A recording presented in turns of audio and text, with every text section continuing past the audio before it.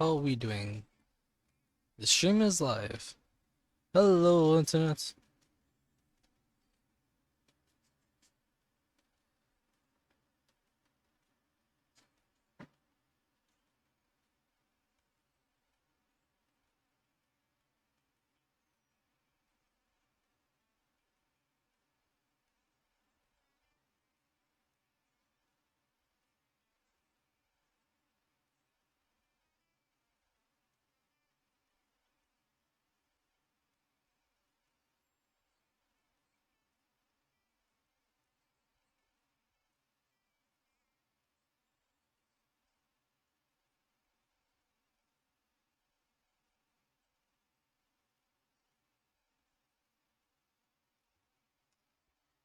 This fix itself.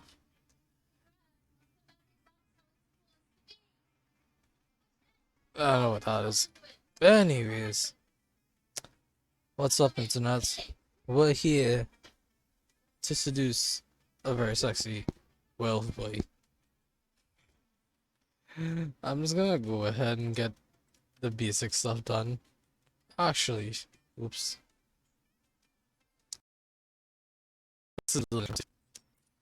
Go back for a second.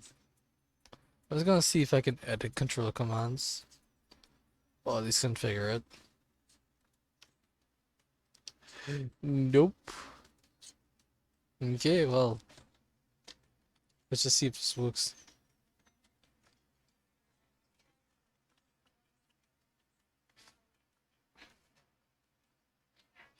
Why?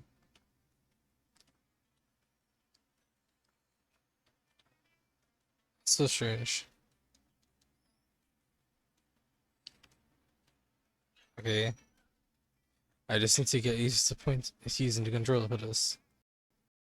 This is the weirdest thing. Nope. Only me. What is it?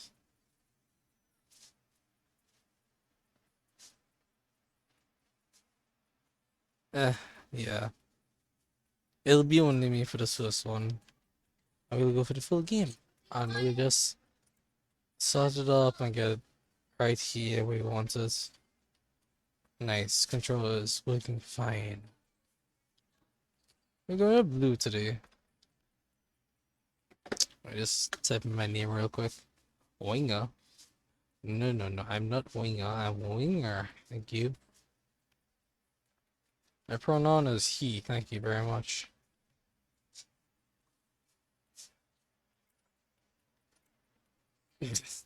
I pressed it once to skip, but it asked me to do it again. Skip. Alright. So we're just gonna wait here for people to roll in. The usual 5 minutes. Or 10. Who's to see? I'm just here to have a good time. It's just a werewolf. You know, normal stuff.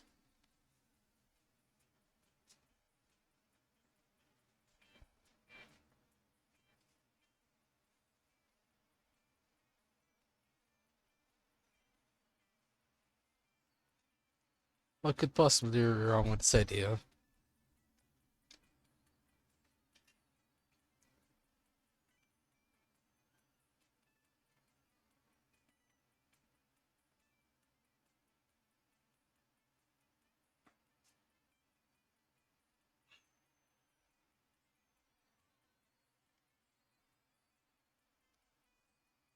The stream looks alright.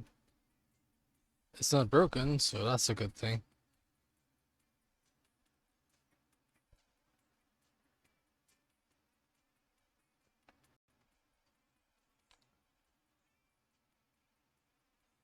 I wish this would fix itself. Alas, it refuses.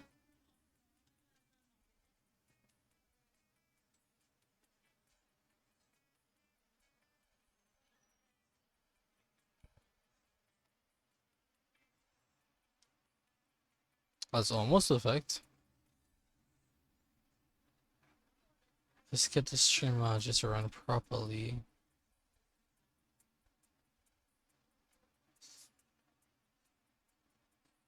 Oh, on it. Let's jump to create a dashboard. My stream. There we go. It's perfectly fine until someone decides to whisper to me in Twitch. Great.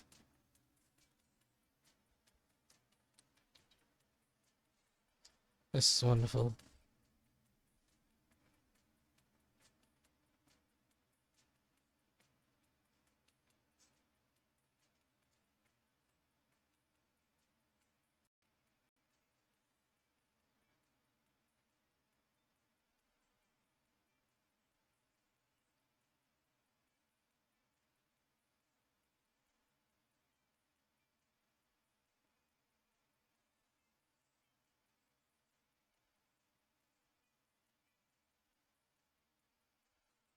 Now we just need to wait for people to roll in.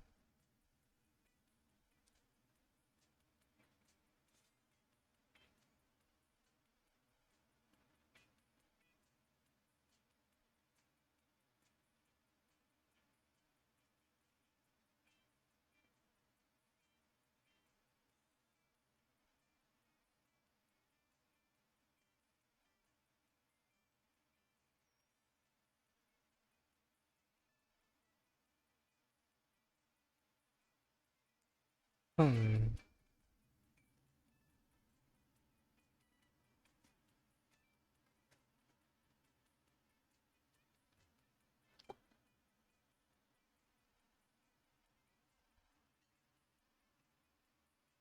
Wonderful. Twitch has notified me that we're live. It probably did it a while ago, but I was super season notice.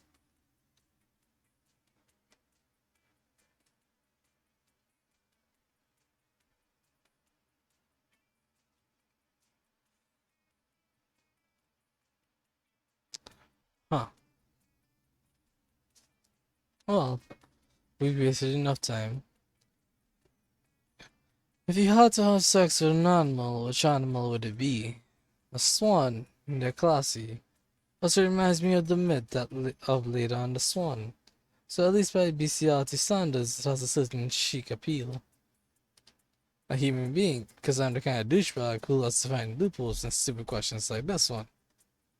A great white shark. If I have to fuck an animal, let's at least make it a story worth telling. I love this. Let's be smart about this. You build a 100-foot statue commemorating an event so that in 1,000 years, Algier just can learn something about the people of our time. What does the statue represent? That mind-blowing twist in your favorite TV show that clearly changed the life of everyone forever. Unlike all that boring stuff they show on the news. That glorious instant when your friends stopped you from texting embarrassing stuff to your ex while hella drunk.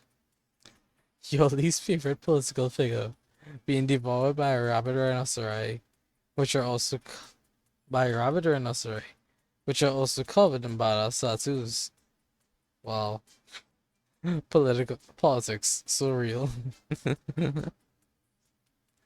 um, I'm kinda keen on this man blowing twist. It's creative, apparently. Your partners gave you a cool gift for your anniversary, which you totally forgot. Quick, come up with an idea for a great gift. Anything capable of leading them to an overdose of some sorts. The head of their fiercest enemy. The abstract concept of gratefulness. Anything on fire, or a weapon. No, a weapon on fire. A silly toy that makes silly noises. A pony. Always a pony. Oh boy. Sudden of the Scott are strong. Let's just hope our stats can keep up, and oh god, it's a lunar strip from hell. I forgot about it. Uh,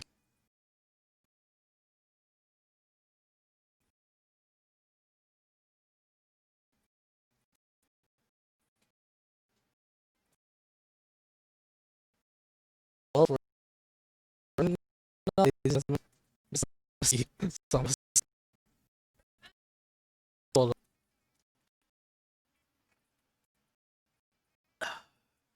Night of that development, let's raise a glass and check.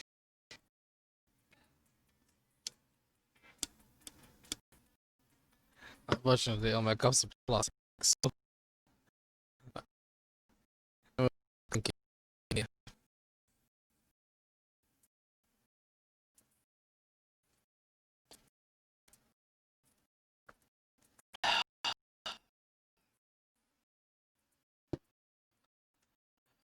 More using screen to allow to read team. And I can double check that.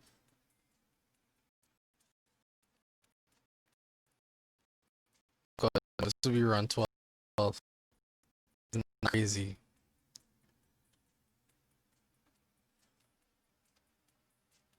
And as usual, the loading from hell has broken the stream. Give it a few minutes, it'll be fine. If you can hear me and I don't sound like a robot, have faith, please.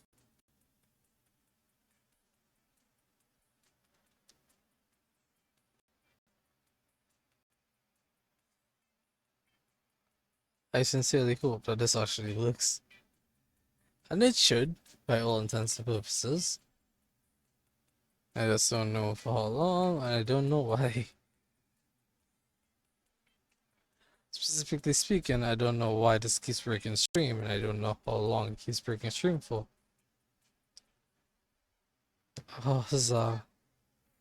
Let's go. We have 9 smarts, 4 boldness, 7 creativity, 3 charm, 5 fun, and 5 money.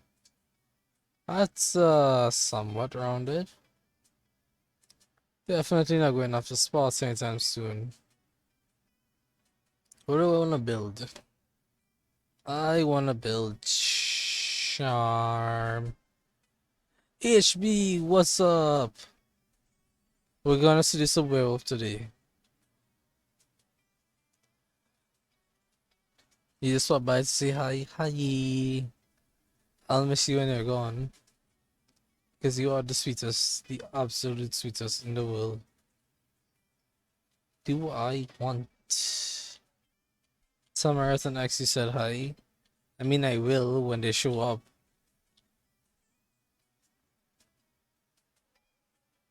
Bye. Aw. There she goes. That is the sweetest girl I know. I miss her.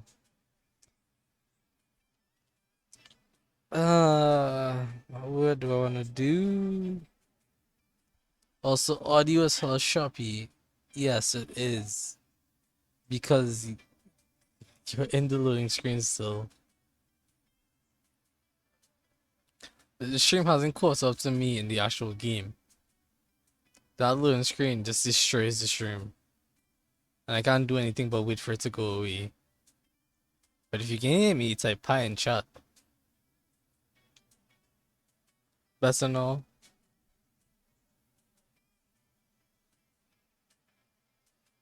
If it's better, I'm glad. I'm still trying to figure out what I want to do. We could build charm because this is a low start. A visual do? It's a loading screen. What do you expect? There. The stream has caught up to me. Kinda. I'm still trying to figure out what to do. What do I want to do? What do I want to do? Kid buff smarts. Kid buff boldness. Somehow. Kid buff creativity. Kid buff charm. Kid buff fun. Kid buff money. I don't know. Let's buff creativity. Let's see how this goes. That day, while rehearsing for the class play, it's as if the muses themselves had descended to give you figurative oral sex. Your performance is intense and inspiring. It will be remembered for generations, which is pretty rad by high school play standards. Nikki into creativity. Nice. Against the expected, you spot Scott and Liam. engage in what seems to be an intense conversation. They seem so into it that you can't resist the urge to ask them what's going on. Oh my god, these are triggered birds. We're discussing this recent novel, Two Lights. It isn't a novel, it's a rad movie with lots of cool dudes with amazing abs. Well, it's actually based on a novel, and it's anything but rad, it's cultural trash. But I decided to like it ironically. The thing is, there's this human girl with two guys who like her. But the guys are part of two enemy human races. The wild shirtless humans, and the mysterious, deep look giving humans. Oh my goodness. And it seems these types of humans can't stand each other. Oh, and the deep look giving humans shine in the sunlight. Did you know that's actually a lesser known trait of some humans? The thing is, the next movie we released soon and was super hype. We're at the time now 10:20. Well, actually, it's 10:22 for me. But you see how much lag? It's years of lag. That little screen destroys stream. They're talking about Twilight, basically. Which is, I'm dying, because it's Werewolf and Vampire, because of course.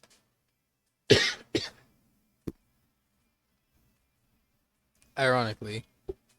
We can't wait, bro. We need to satiate our hunger for two lights. This is your opportunity to show these two you're well versed when it comes to satiating urges. Go for it. That's cosplay. Let's go shitless. We should write a nuanced play based on it. Totally not fanfic. Can I cosplay? Oh no. Not bold enough. Dude, going shitless is a serious thing. It has to be done for the right reasons. It's a way of expressing yourself. Your jacked self. It has to be genuine, and it can't be genuine if you do it to imitate other people. I thought you were someone that respected the arts of going shitless. That was mistaken. Well, I don't think that going shitless is that serious. But it's for sure stupid, so I'm also out. Bye. Who knew people could say no to going shitless? What a crazy new lesson to learn. You lose two charm, oof, and one smarts. Dang. That's bad.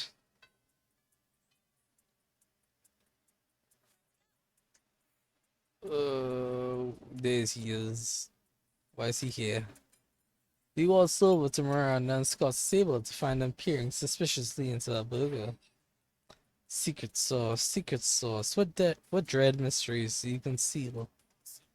Whoa, do you sing the secret sauce and talk? Cool. Hey, secret sauce, what are you made out of? No, Scott. My question was rhetorical. Awesome. Mine was loud. Oh, it's no use. We'll never discern the active ingredients of this delicious secret sauce. Unless you have an idea, Minga? The blood of your father's enemies, Miranda. That's why it's so delicious. You're overthinking this, Scott. It's a sauce made of secrets. Oh, of course. 2 minutes to lie done. 10:24. Interesting. Secret sauce. The clue's in the title. But what is the secrets made of? Shh, Miranda. It's a secret. Okay, you're going now. Oh, bye. It was nice having you. But shh. I shh. Shh. In an effort to become more mysterious, Scott has you rub secret sauce all over his chest. You're definitely into it.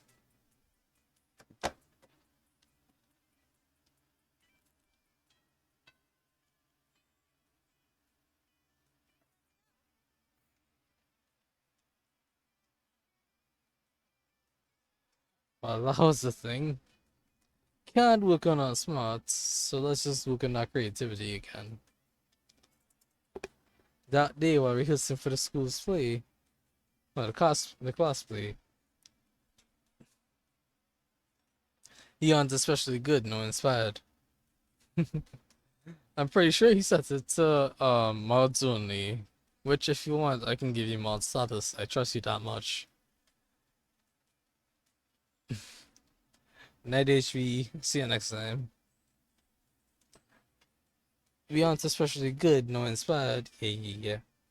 For once, it seems you aren't getting the classic creativity boost from the auditorium. But afterwards, while talking to your classmates, you have trouble conveying your point in a discussion. So you decide to convey it through music. You start singing, then everyone else joins you in a kick-ass musical number. It's so amazing that the people with whom you're arguing totally get your point and change their minds once the song is over. You gain two creativity.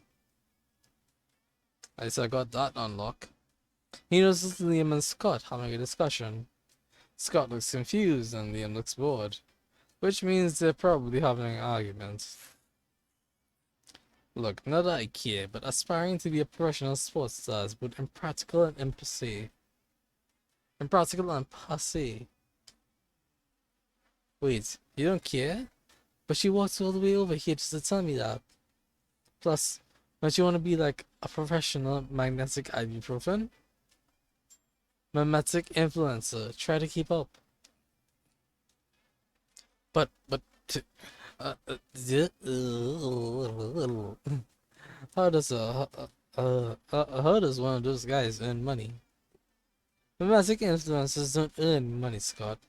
We earn cultural capital. Okay, how much cultural capital does a sandwich cost? I can see that I'm not getting through to you. Hey you, could you explain to this cretin why my career path is objectively the best? Yeah, and also, could you explain what a cretin is? It means he wants to be an artist, and artists are important. Who do you think designs all the sports jerseys? Actually, I think sports is the best career. I mean, how far can a romantic influencer throw a football, huh? I need boldness. I really need boldness. Extremely far. The farthest. What? Yep, it's what we're best at. But I spent my entire life trying to be the best at throwing footballs. That was your first mistake. Oh no, oh no. I've wasted my whole life. Sports is meaningless. Oh, I mean, I didn't mean to. I was just trying to win the argument, and but it's too late. Scott runs away in tears. Liam feels like a lying douchebag. It's all your fault. You was too charming and one fun. Oh my god. Is this the run I go to prom by myself? Which I've done before in curiosity, but jeez.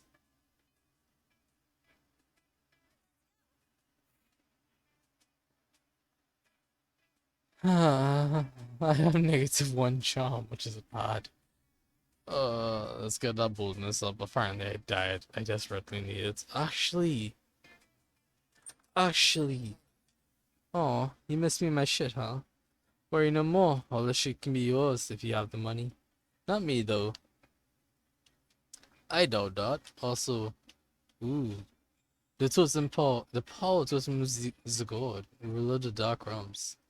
I'm not quite sure if this is safe for school and the entire fabric of reality sells to high schoolers, but a girl needs a new pair of badass boots. It's the fuck safety. Nice. Alright, let's get this gift I keep on giving. See, I'm wise enough to know when a gift needs giving. Yeah. It's a drawing from a random kid. I know the composition is not that great, but the color palette lacks depth. But fuck you, it's a gift. That helps me in no way. Damn it. Come on, Scott and Vera. Or we could get a tattoo. Let's get a tattoo. Hey, last night I read this article on how money causes pocket cancer in the long run.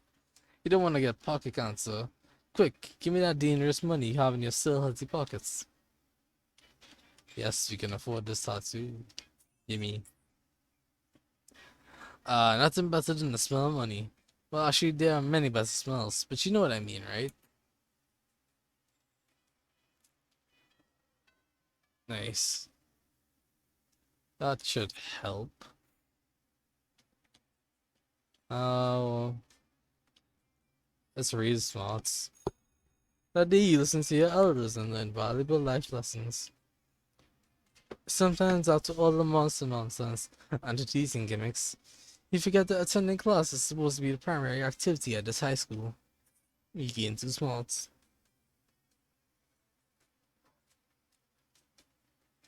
You're happily examining the shitty crayon drawing you got from the store, thinking about what kind of frame will enhance its childish colors and stupid composition, when Scott approaches you.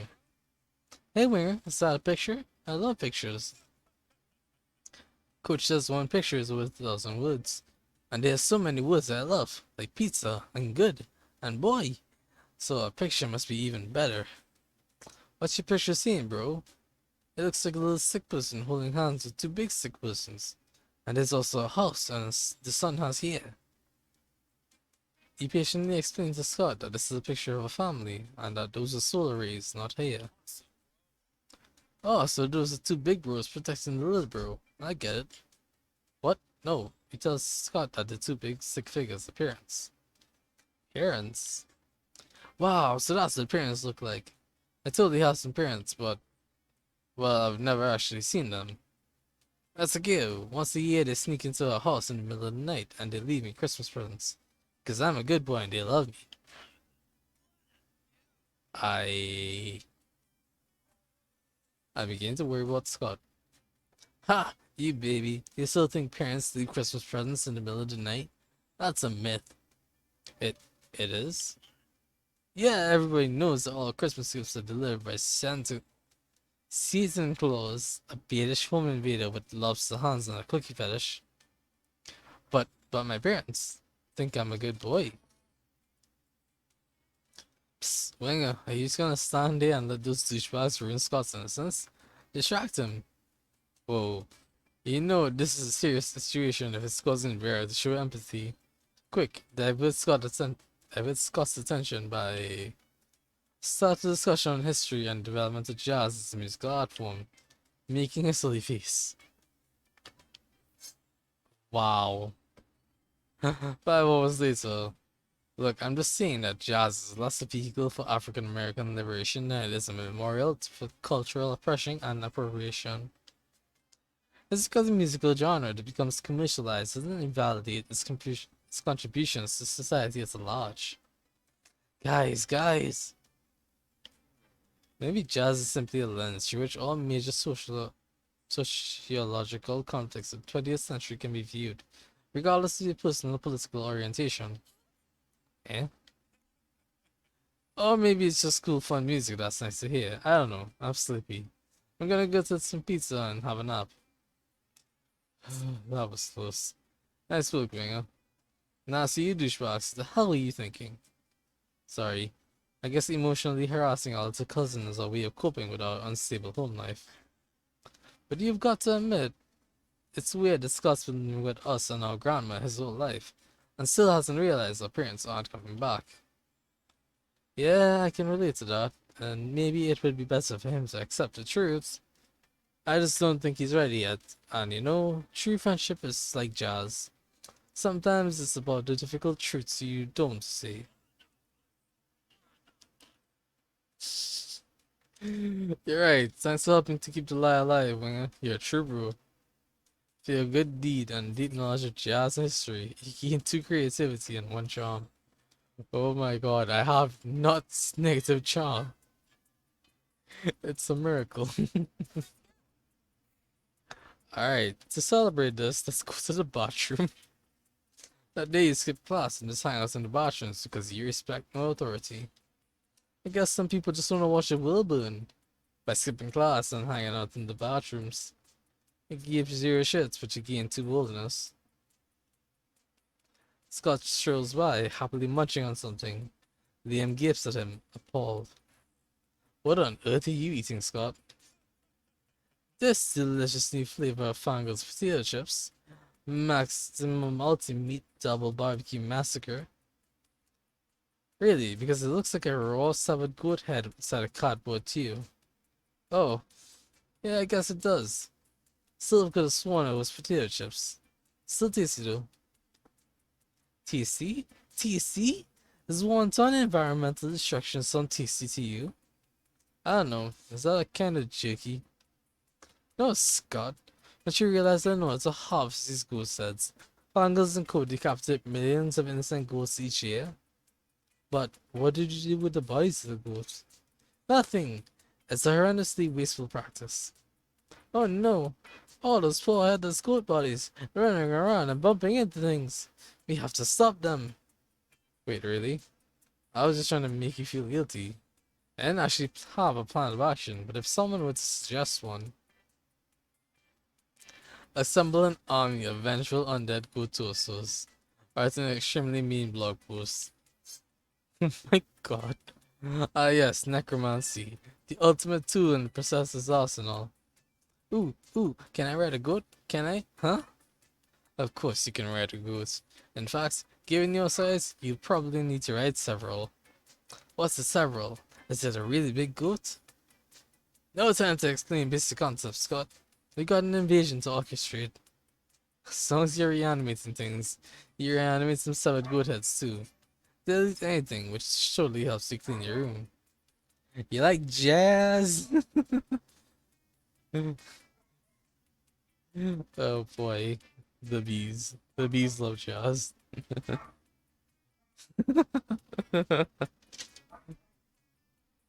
Sure, you're on. Sure, I believe you. It surely helps to clean your room. You gain 2 creativity and 1 smarts. Creativity's up there. At least now I know I need boldness. Where's our baby boy? Hey, Scott.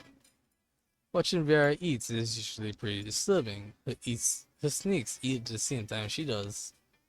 But at least it's usually quiet. This time, however, Scott is doing his best to change that. Go, Lefty, gobble that mouse. No, watch out for Wiggles coming up from behind. Use that tongue, go. Uh, he does this every week or so, whenever my snakes need a meal. He seems to think snake eating contests are competitive sports. Also, I don't think he realizes that an actual snake eating contest would probably involve people eating snakes. I tried charging him for tickets to get him to stop, but he actually pays to do this. He keeps track of each snake's statistics in a little index card. He's even giving them names. Go Slither, go Bendy, go Sanchez, go Snake. Those aren't their names. God, no matter how much he pays for the tickets, it isn't enough. This seems like a really tense situation. You resolve it in the only way you know how, by opening your mouth and yelling. Boring, this is nothing compared to earthworm eating contests. Snake, eat that food and stay awake. Oh my god. That's the spirit. Get your head in the game, Sanchez. Snakes off heads? Or they're just neck and faces. Whoa, check it out. Bendy's been behind all season with a record low BMI. That's body mass index. The index is because I wrote it on this index card. But now she's hungry for victory. Let's go, Bendy. Swallow that glory. Oh my goodness. The snakes really do seem to be enjoying the audience. They're really hamming it up. Or should they be snaking it up?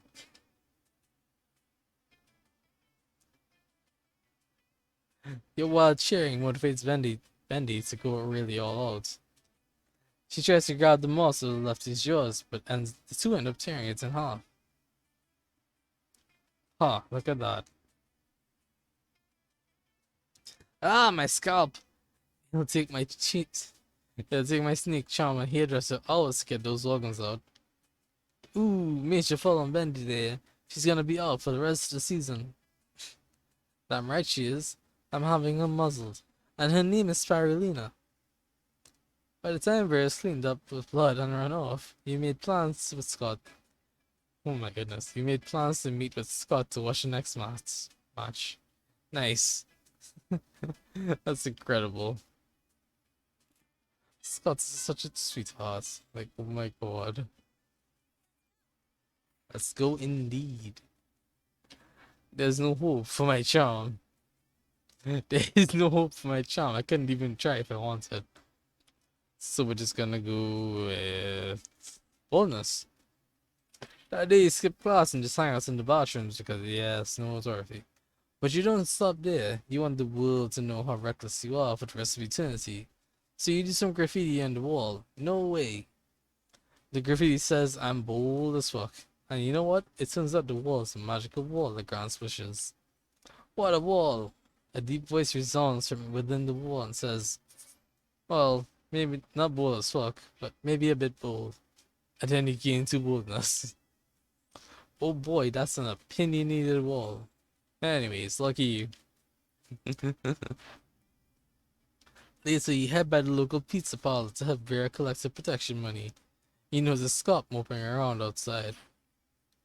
Hey Scott, what are you doing outside the pizza parlor? Don't you normally prefer to be inside the pizza parlor? Well, it all started when I did some research into wolf mommies and daddies. It turns out wolf parents are responsible for providing food for their children. Then it hit me. The pizza delivery guy provides almost all of my meals. And you know what that means? I know what you think it means. It means the pizza delivery guy is my mother. Or maybe the pizza parlor itself is my mother. It's hard to be sure. Either way, I came here to reunite with my long-lost parents and also get some free pizza, hopefully. But they threw me out. Apparently, I'm not the first person to claim to be released to one of the employees in order to get free pizza. I don't want to be separated from my mama though. Please help me. Keeping Scott's misguided hopes alive may be trickier than I expected. But I just don't think he's ready for the truth. Do you think you could get the restaurant to give him free pizza and steals from his mother? Fuck it. You got a flexible relationship with the truth anyway. And Scott seems so sincerely invested in this. So you do the only reasonable thing. Convince the proprietors that your attempt are relevant in the future, and give him free pizza to Scott is the only way to stop the pizza uprising. Act like an entitled piece of shit until they give you free pizza. Am I bold enough for this? Hell yeah. Oh hell yes. This is the role you were born to play. You kick open the door of the pizza parlor and start shitting on tables. Oh hey, stop that, yes manager. You can't poop on those tables. Those are our tables. I can poop on any tables I want, you shout back. My dad's rich, give me a free pizza. I can't argue with that, says the manager. Have a free pizza. On us. Fuck you say to the manager, pooping continuously. Deliver it directly to my friend Scott. And tell him it's from his mom. Okay, says the manager. Later, back outside. Hooray! My mom delivered a freshly killed pizza right to me. Oh my goodness. Freshly killed? What do you think a pizza is, Scott? Pray! Huh. Okay. Well, I don't approve of your method, Swinger, but it's hard to argue with the results. I'm pleased to see you share my disdain for honesty and really emotional growth. Hell yeah, high school forever. You gain 2 creativity and 1 fun. Oh my god. How are the stats even remotely related? Oh my god.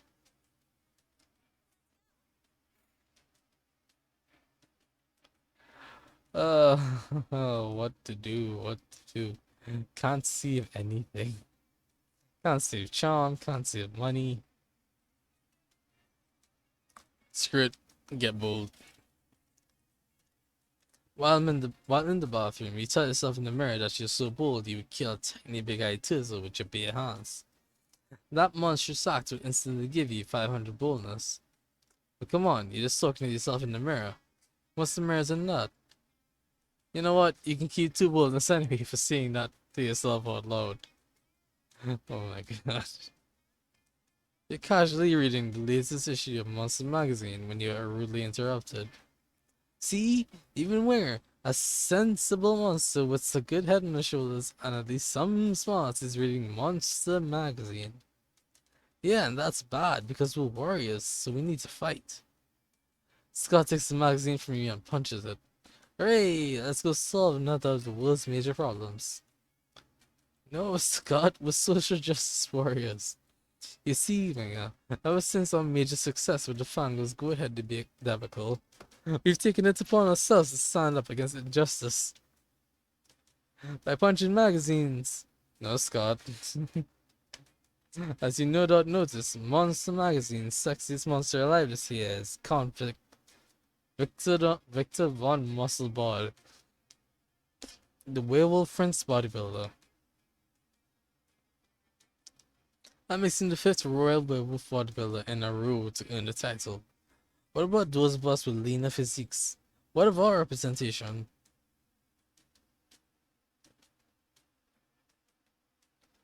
So now we're endeavoring to get Monster Magazine to name someone from a more marginalized community as their sexiest creature alive.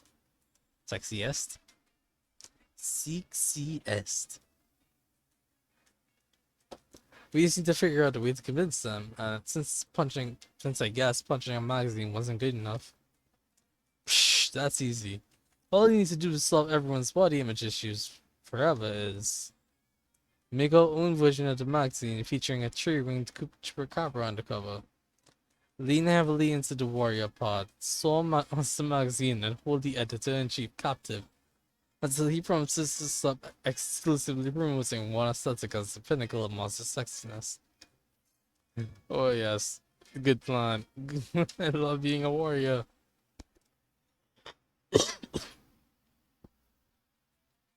I'll admit, it does sound like an attention-grabbing demonstration, if nothing else. Hot diggity dog, with that you're off to storm the Monster Magazine headquarters. Using the element of surprise, your second favorite element, right after nitrogen, you're able to overpower Monster Magazine security and march straight into the editor-in-chief's office. We demand better representation. We demand to be warriors. It's time we use the weapons. And our fists. And our fighting. To sit down and have a heartfelt conversation about the damage the lack of representation can do to society. The heartfelt conversation is very felt by the heart and quite conversationy. It delves deeply into the editor-in-chief's own deeply rooted body image issues, and how idealizing werewolves makes him feel more comfortable. You all agree that he should be in therapy, and he agrees that he should do a special issue of monsters devoted to all kinds of beauty. Blah blah. Hooray! You gain 2 fun and 1 charm.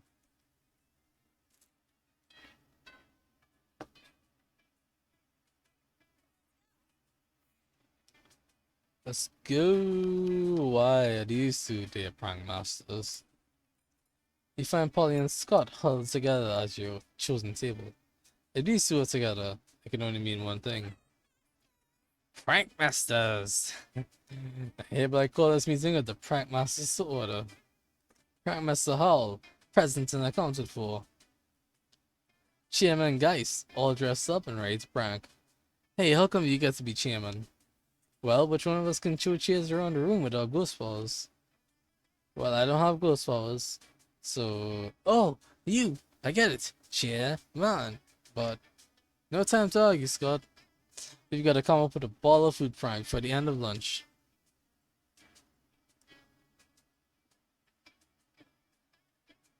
Oh yeah, okay, what if we ate all our food like a good boy? Is that a prank?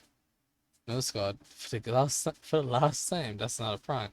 And I don't eat. But I'm having trouble coming up with another idea. Anybody else? You've been waiting all your life for an opportunity like this. He proposed the ultimate food prank. Eat everybody else's food, like a good boy. Replace all the food with cheers. Eat other people's food? You can do that? Well, I can't. But I can. Even if it's on somebody else's plate. Even if it's in somebody else's tummy. Exactly half of that was right. Which half? Oh, no time to figure it out. We got a prank now while the pranking's good. Wait, what about me? Food falls right through me.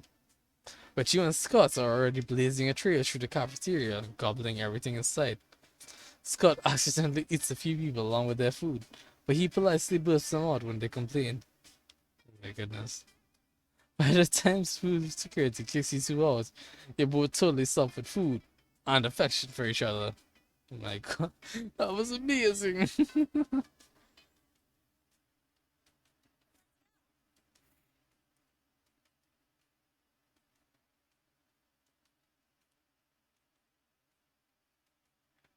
Oh my goodness. This is just perfection. I love this game so much. Auditorium, can't go there. I I can technically buff boldness and more since apparently there are some stat checks where a 15 in a stat is not enough, so let's just be safe. But Dave is the bathroom second number two. Don't worry, there won't be an illustration of that specific moment. The thing is, you make one of the boldest decisions in your life. You don't put people on the toilet seat before using it.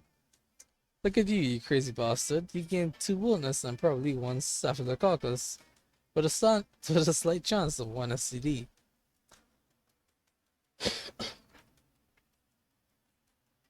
You hear an almost dog-like whimpering and go to see what sort of poor animal is in pain. The answer is Scott, who is cross-eyed with determination. He yelps and snaps out of it. Oh bro, thank goodness you're here. I was trying to think all by myself, and it was really hard, you know? See, I know I'm the best at exercising. I'm the exercise master, the exercise lord, the exorcist. But I've never tried exercising my brain. And in a way, the brain is almost part of the body too, you know? It's sort of 3 in 1, because it'll make me better at exorcism, and being smarter will keep me from getting bad grades and kicked off the sports team. That wasn't 3 things, or 1 thing, but you still have some ideas. Books are like weights for your brain, and heavier weights are better. So you just need to lift really heavy books. Let's brainstorm, by which I mean, let's make an actual literal storm inside your brain. I... Damn. I guess. But I think you're supposed to lift books to your face and like do something with the words. Like maybe I would take the words and weight lift them into my head so that my brain could get abs. Maybe? I don't know. I don't know how that would work. I don't know how anything works. I think you just made me dumber. Oh well, I guess it's back to just squatting. But now, no matter how buff my glutes get, I will never compensate for my scrawny brain. Scott proceeds to ignore you by doing some squats. But there's somehow squats so full of sadness and sorrow, but just that by just watching them, you lose 2 charm and 1 smarts. Oof, pure smarts. Well, I know it's a buff next then, I guess.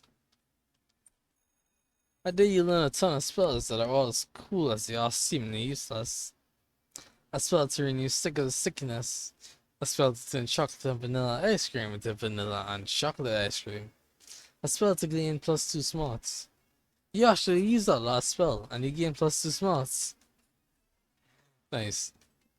Vera has given an informative presentation today in speech class.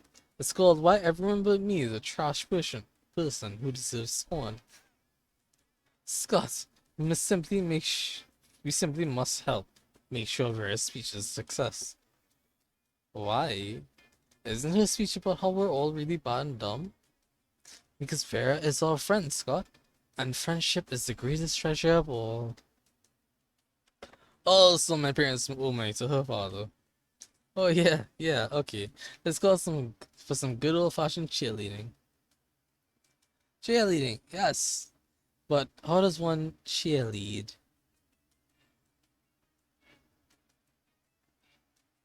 It's simple, you just... Oh no, I don't know how to explain it with words. Somebody help me do words good.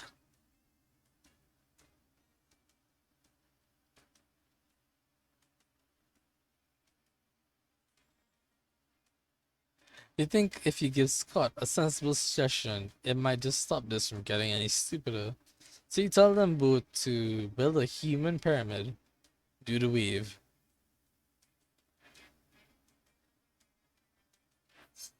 Okay? But how shall we construct this pyramid of which you speak? Easy, just follow my lead. Scott picks up Miranda easily, balances her on his shoulders, and starts yelling, Pyramid! Pyramid! Pyramid!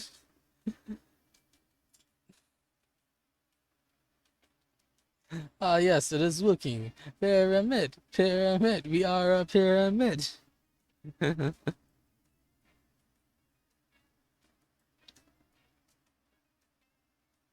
You'd think this would actually throw Vera off a game, but she actually gives it a tiny smile and points to the two idiots. You see, everyone, that is what I'm talking about when I say you're all trash people. She's got a point. His speech is actually really convincing. And Miranda and Scott feel like they really helped. You gain too smart someone creativity.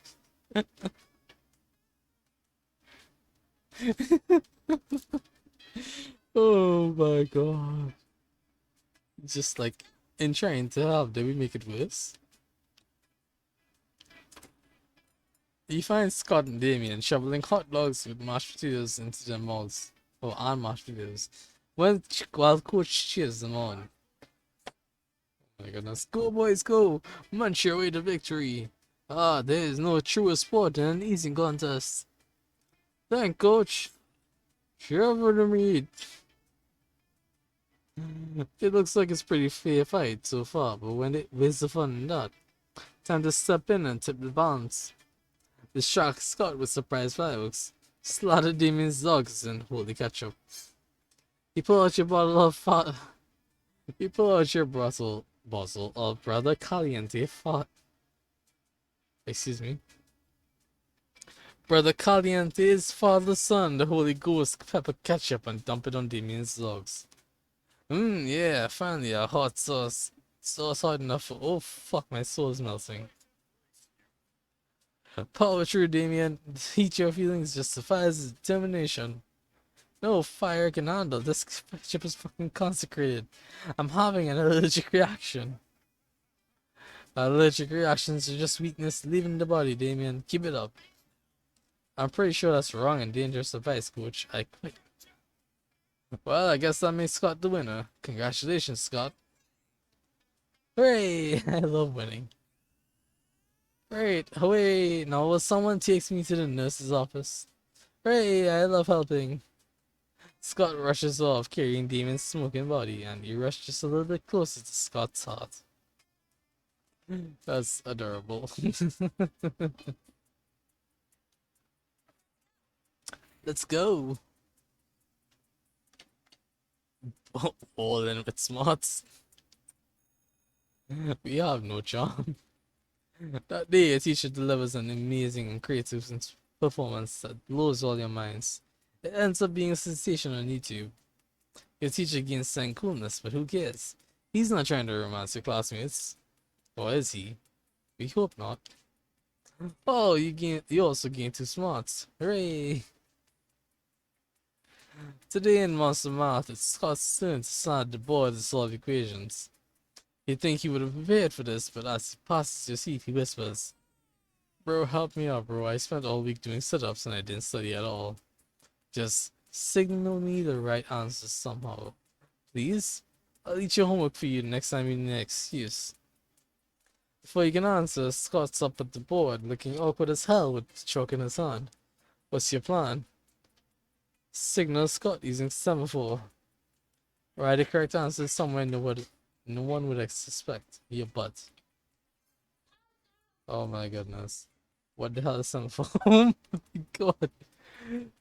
Semaphore, the flags you use for maritime emergencies. Oh my god. What? Who would know that? You bust out your colored semaphore flags that you always carry in case of maritime emergencies. The teacher ignores you frantically waving flags at the back of the room. She already knows you're a weirdo. Luckily for you, Scott has fluent to semaphore because of that one time he ate a sea captain. After class, he pats you on the back so hard you think your teeth are gonna come out.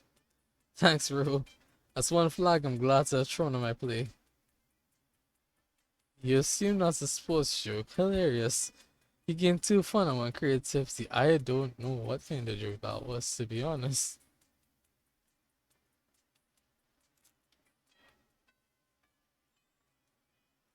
Also, we're at 16 spots, so that's about the threshold. Yeah, so the highest threshold I've seen apparently is 16. That's the highest that I've seen someone need for a stat check, because I feel a stat check at 15 somehow. Yeah, I said that already. But damn, that's gonna haunt me till I die. So let's go with those. At Daydream Recess, you saw a half-hour rave that goes full crazy. You have no idea how it escalates so much, but at one point, there are like 300 people. Someone summons demons from a nightmare dimension. The consequences might distort the fabric of reality itself, but who cares? It's a rad party. You getting too fun. Scott catches up with you afterwards, panting with excitement. Hey bro, I was just thinking today about how much I like you. I want to share all my favorite things with you. I thought about sharing my bones with you, but I don't remember where I buried any of them. And then I thought maybe we could go out peeing together, but peeing on each other's territory would be wrong. And I don't know how to share the moon or even where it is right now. So I guess that just leaves my two favorite things in the whole world, cheerleading and sports. And since you're not on the sports team, cheerleading it is. Let's cheer together, bro. What's that? You wanna know what we're cheering for? Well, I thought I'd leave that up to you. What should we cheer, bro? We should cheer for the working class. Nothing like aid will, Nothing will aid the rise of the proletariat like a hearty cheer. We should cheer for each other because friendship is the greatest force of all. I don't have enough charm for this, so let's be smart. I don't know what half those words meant, but I do love cheering. I was a rigorous political theory later. 2, 4, 6, 8. Who's the class to liberate? Labor, labor, go labor. Repossess those factories. Fight, fight, fight the bourgeoisie. Look, it's working. The workers are totally taking control of the means of production. They're actually just burning down a burger hut, but it's a start. Those fires that are burning the burger huts, I think they're also warming my heart. Is this why Damien likes fire so much? Do you feel it too, bro? Or should I call you comrade? The events of the day play havoc with your stock portfolio. And Scott forgets about his political advocacy the next day, but you gain plenty of stock in his heart. You gain 2 charm and 1 fun. Oh my god, no negative charm. Nice.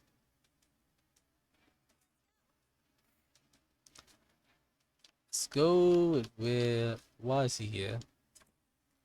As you approach Scott and around the table, you see that the entire table is covered in exotic silverware. Ooh, what's this one for? That's the fork and spoon. It's the spoon for picking up your forks, so that you don't have to touch them with your fingers. And that one?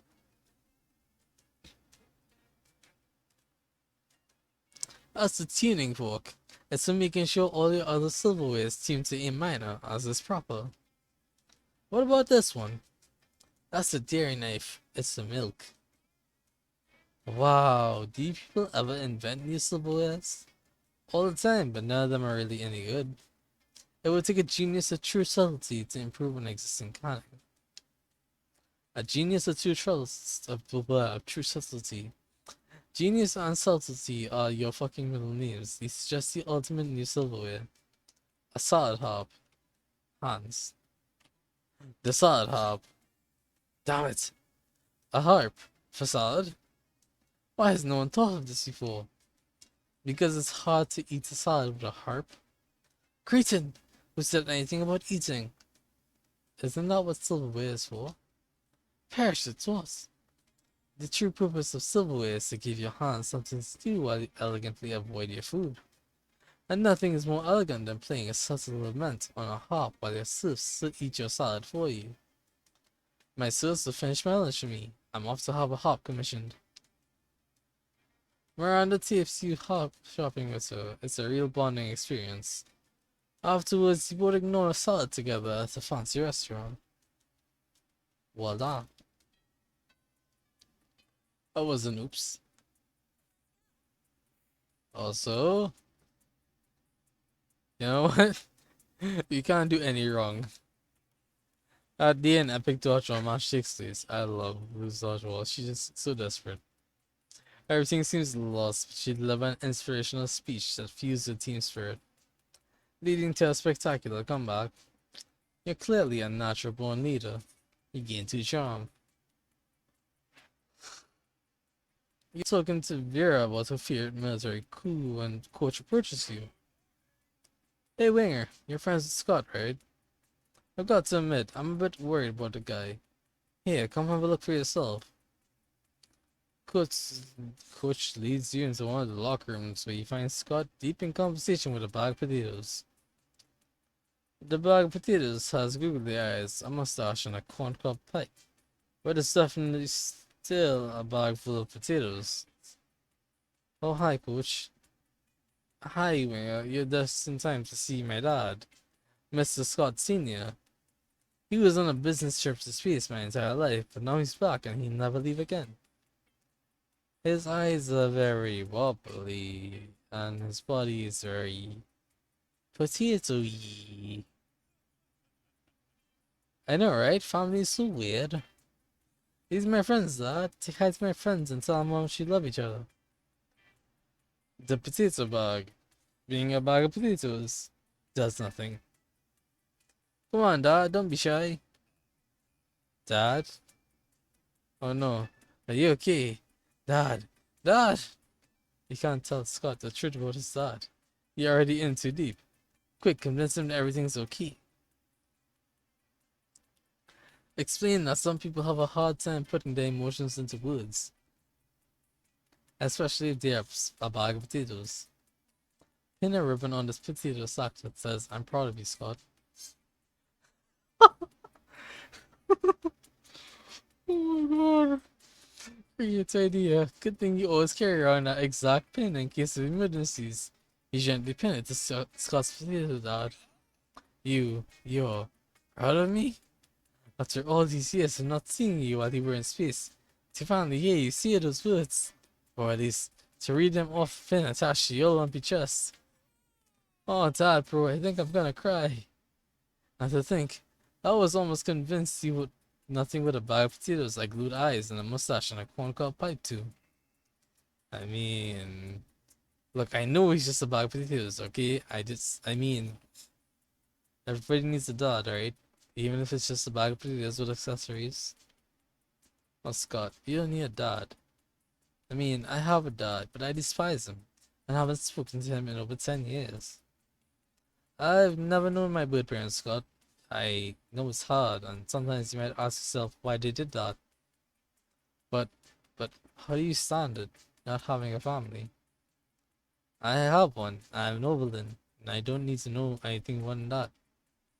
If someone abandoned you and me, then you know what? It's their loss, Scott.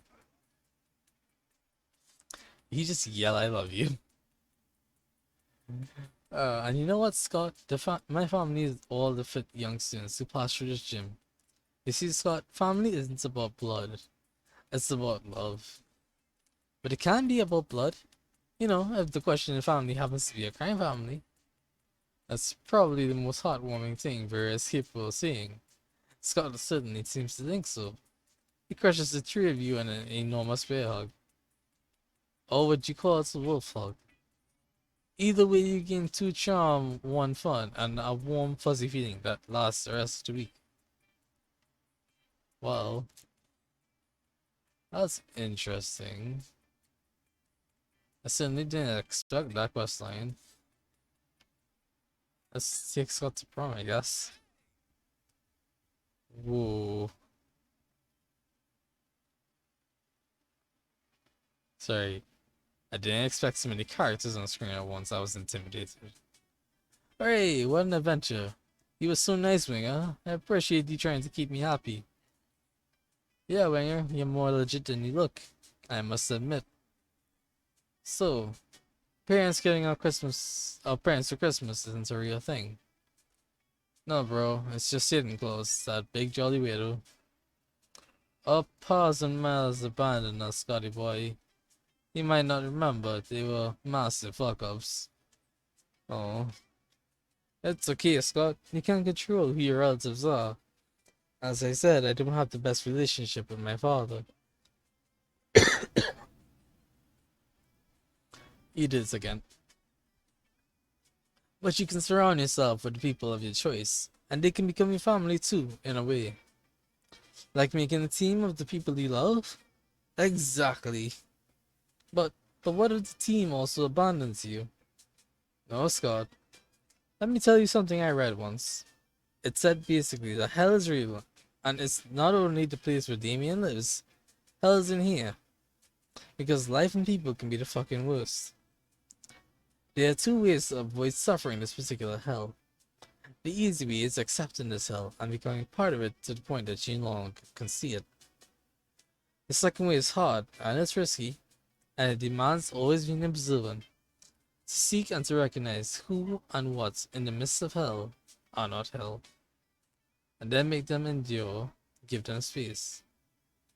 What I want to say is that you are pure. You are one of the few people who doesn't remind me that life doesn't need to be hell, that people don't need to be shit. What I want to say is no, we won't ever abandon you. Listen to me, Scott. Never. There, guys. I don't often know how to explain things or how to understand things, but I think I see now. You're my family. You're my dream team.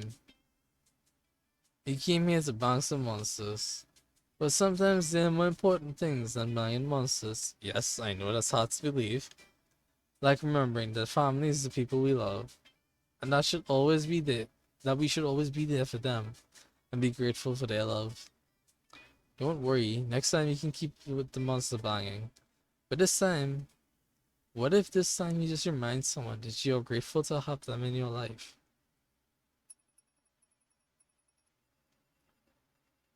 Well, Tom, we got a secret ending, and I have tears in my eyes. Heck.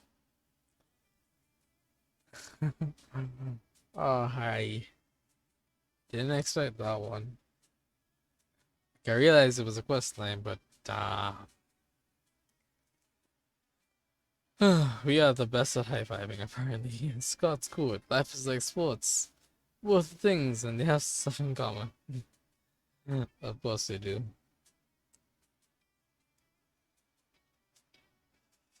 Oof.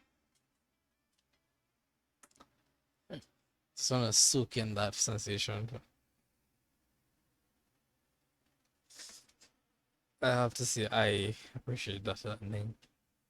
It's not what I wanted, it's not what I expected, but sincerely, I appreciate that. Those 6 weeks were maybe the most epic and absurd weeks of our lives. After the monster prom, we kept on living our lives, falling in love, battling for friendship, and learning about who we were and who we could be. And you know what? Like it always does, life happened, and it was wonderful. Liam and Scott co-wrote a weird, cheesy fanfic of two lights that became unexpectedly popular, to the point it turned into a well-known novel of its own. Half the characters are shirtless, for all the right reasons. Polly graduated from the University of Ayahuasca, and now she appears to hallucinating people and acts as their spirit animal.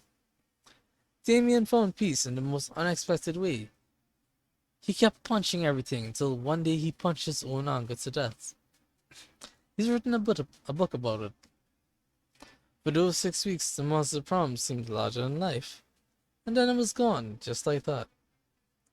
The battle for Monster Prom might have ended then, but there were plenty of battles left in that war called youth. But once again, we were young and unafraid, and we were ready to start. What if I told you that the world was gonna end and you acted to miss to spend with me or your friend? Would you take the first bus over to my house, or would you take the last plane over the West Coast? See, it's times like these with the reaches and hearts over and done for. Yeah, the sun making on in my head, and I wind up there singing sha la la la la la la la la. Yeah, I know I sing that wrong all the time, but oh god. Saw skin crash into the ground, and explosions and fire started happening all around. Would you believe me? You'll come home, we'll sit back, we'll let go. I just need this by myself. Alright. Yep, I'm messing this up. And I can't sing. So, you know, it sounds bad, but this is why I boycott parade. uh, it's fun. What if I told you that the world was gonna end and you had 15 minutes to spend with me or your friend? Which sweet don't you need to use the phone? I don't need no answer, I'll just spend it all alone. My furry cutie patootie. Damn. That's adorable as heck. You even look 16 images in the gallery. That's amazing. Let's check this gallery out. Endings. Oh yeah. Scrolling down. Ooh. There it is. Look at that. Isn't it wholesome? It's so wholesome. I love it.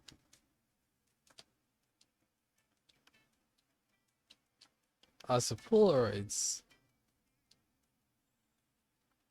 what have we got? Nothing here. Nothing here. Ooh, a new one of blue. Nice. Yeah, my furry cutie. I love that. That's really nice. Anything else? Nope. More fan arts. Oh, sorry, more arts. What the heck did we unlock? There's more extras behind the scenes stuff. You know what? It probably is.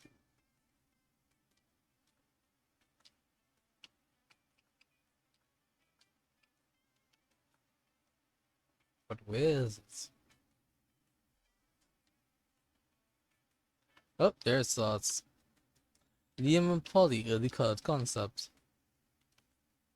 Miranda early design concept. You can barely see it. Miranda design contest. Oh my goodness. Wow, Miranda the green here. Look at that.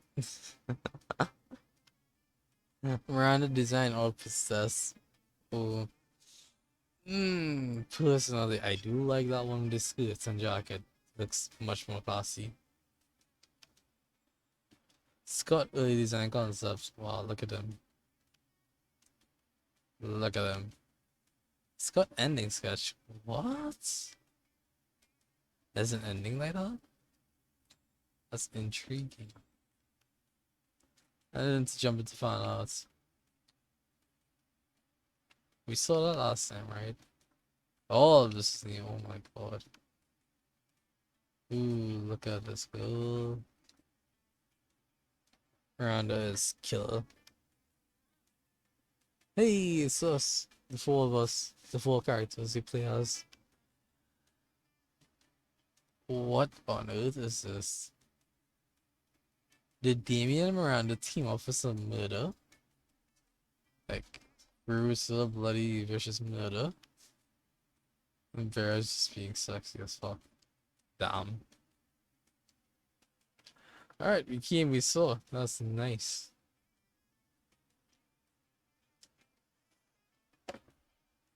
Ooh. I can't even want to end this here. But then again, I can't even want to see how far we can go.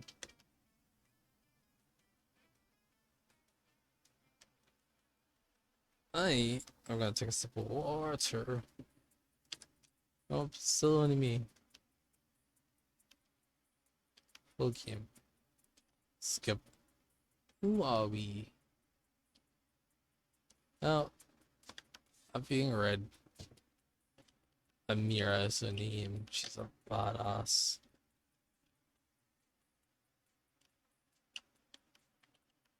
He's a badass now.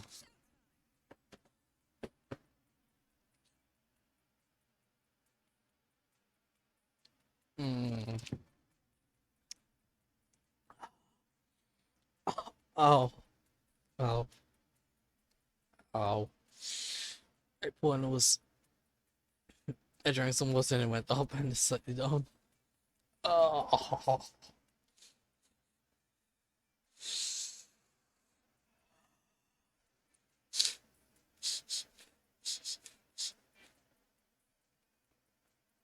Yeah, sorry about that.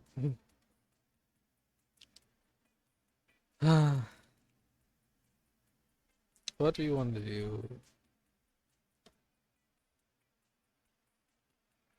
It could be a still cloud stream.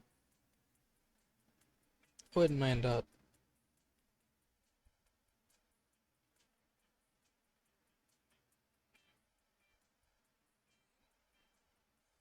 Hmm.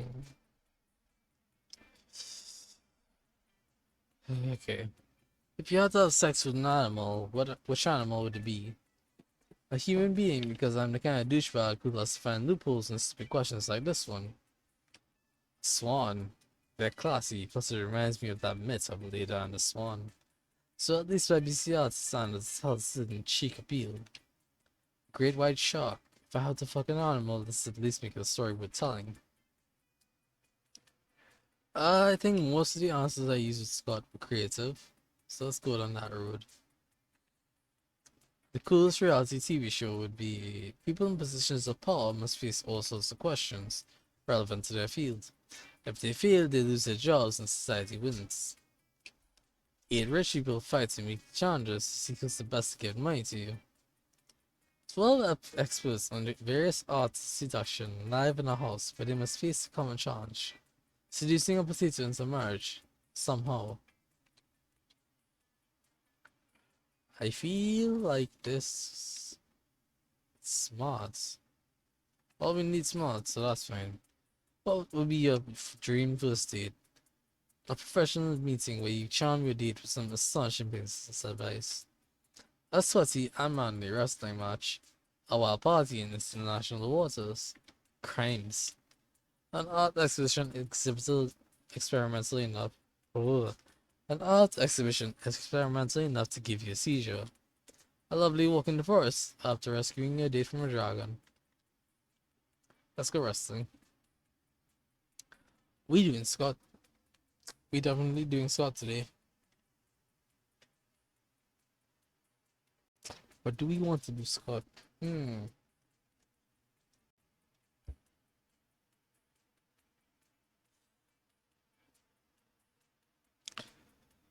Alright. We're at the Luden's here from hell. Well, goodbye, stream. You're gonna die soon. I forgot and I did it again.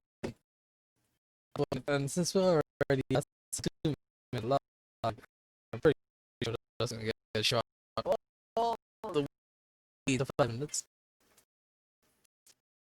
which is reversible. Very soft. It's not stable. So the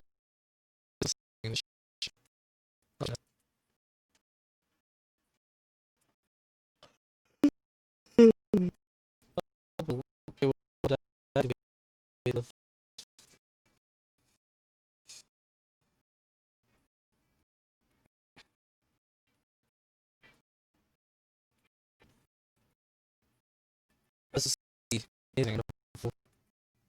Unlisted.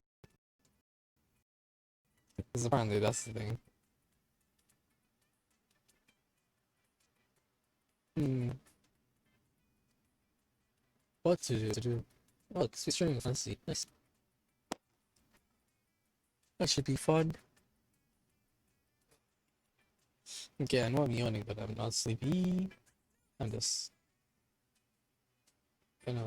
things. Smart.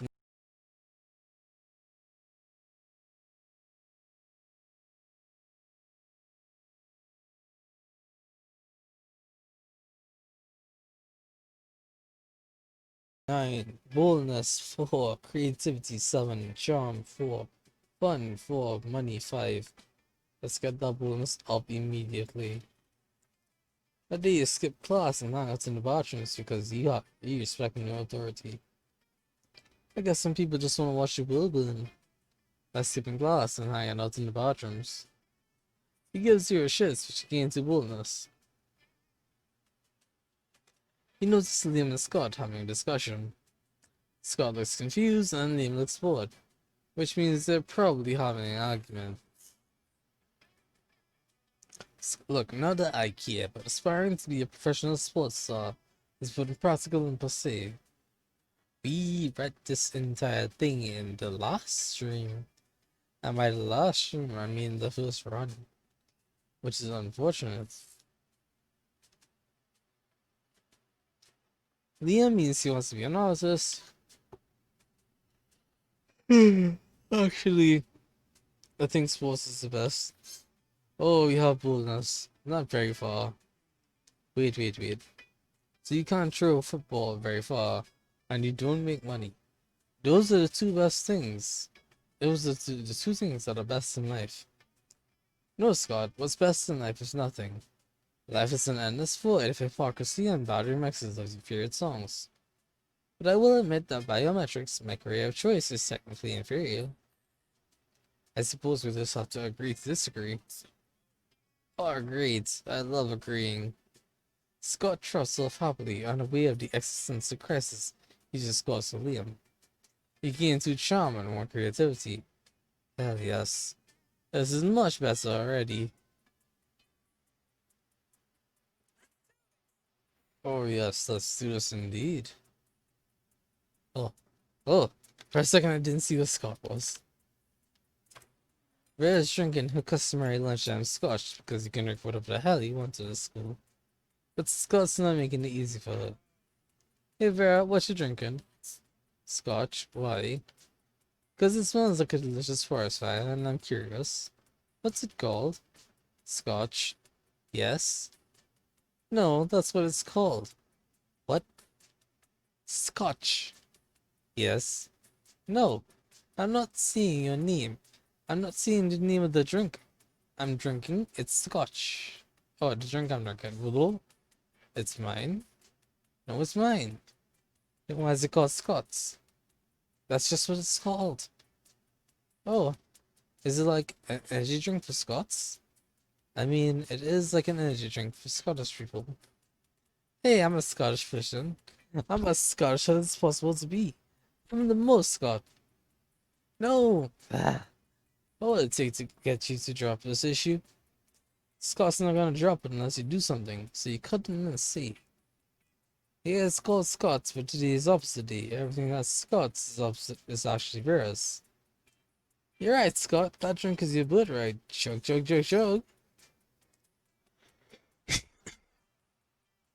You don't have to tell me 5 times.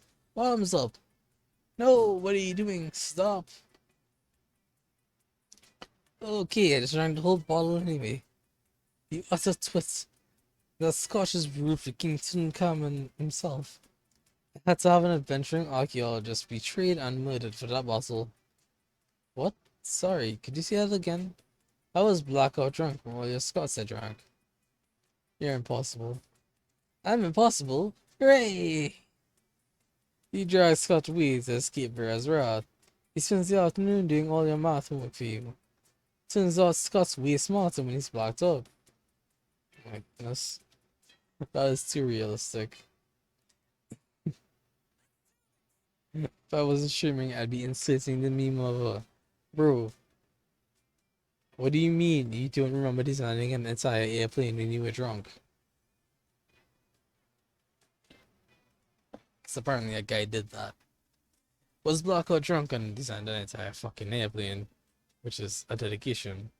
Sorry, a testament to dedication, and also fucking impressive. How do you manage that kind of skill?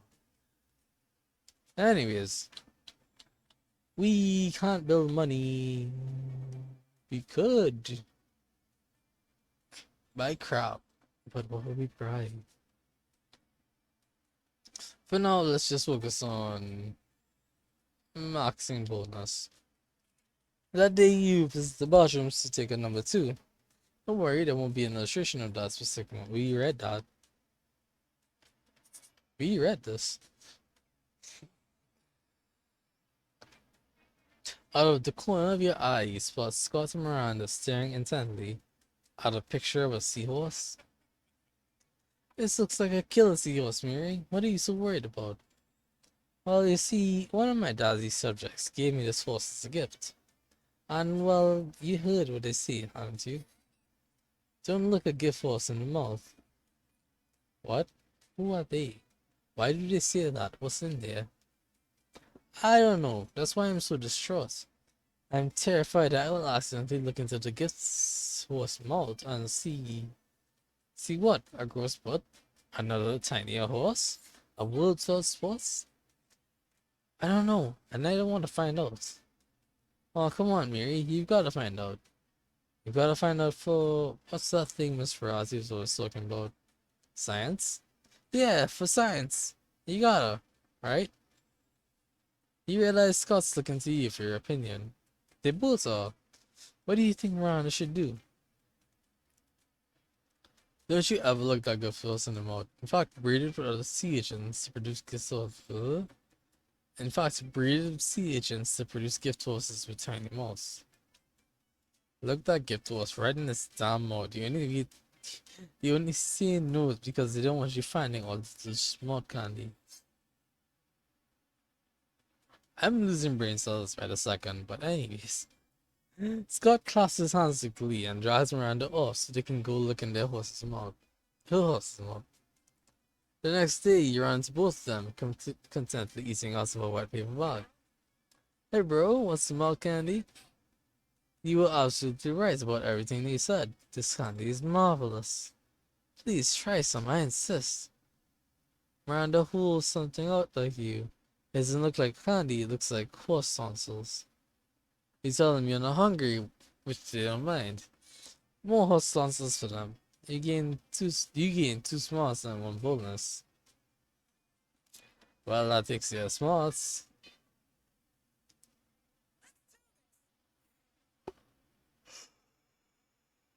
Oh, maybe not 100%, but a good way. Oh yes, that day you skipped class intended to spend the term in the bathrooms. But you encountered three wild hyenas on your way there. Who the fuck runs security here? Anyway, you subdued them with the help of a hair comb. God bless the monster scouts and all the ridiculous, idiotic scenarios they prepared you for. By the time you get to the bathrooms, you totally gain two boldness. There you are, swiping through potential monster match leads, when you spot Scott pacing and muttering to himself in distress. You can't bear to see someone so adorable in so much pain, so you might as well try to ease it however you can. Oh, hi there, Winger. You think I'm adorable? Yes, in fact, you were literally just thinking that.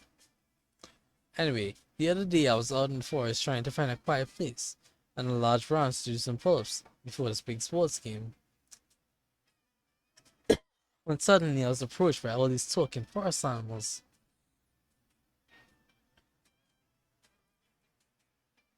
They were pretty big for forest animals, and I've never seen animals that can talk like that. I mean, other than us werewolves, we're counting us as animals. And they were just so fuzzy and adorable. But they were said they, but they said they were impressed by my pull-ups and my muscles, and that I was even more adorable. So the nice little forest animals with giant heads made me their king. Which is really, really flattering. I just don't know anything about ruling. I'm not sure if I'm good enough to be a king. Aw, poor Scott. It's up to you to help him rally. Scott, a good king is a strong ruler. Physically strong. If you can do 100 push-ups, you can be a good king for sure. True royalty has been inside you all along. Why else would your eyes see royal blue? Oh yeah, strong? But I'm strong. When I heard strong leader before, I didn't know it meant actual normal strong, like Scott strong.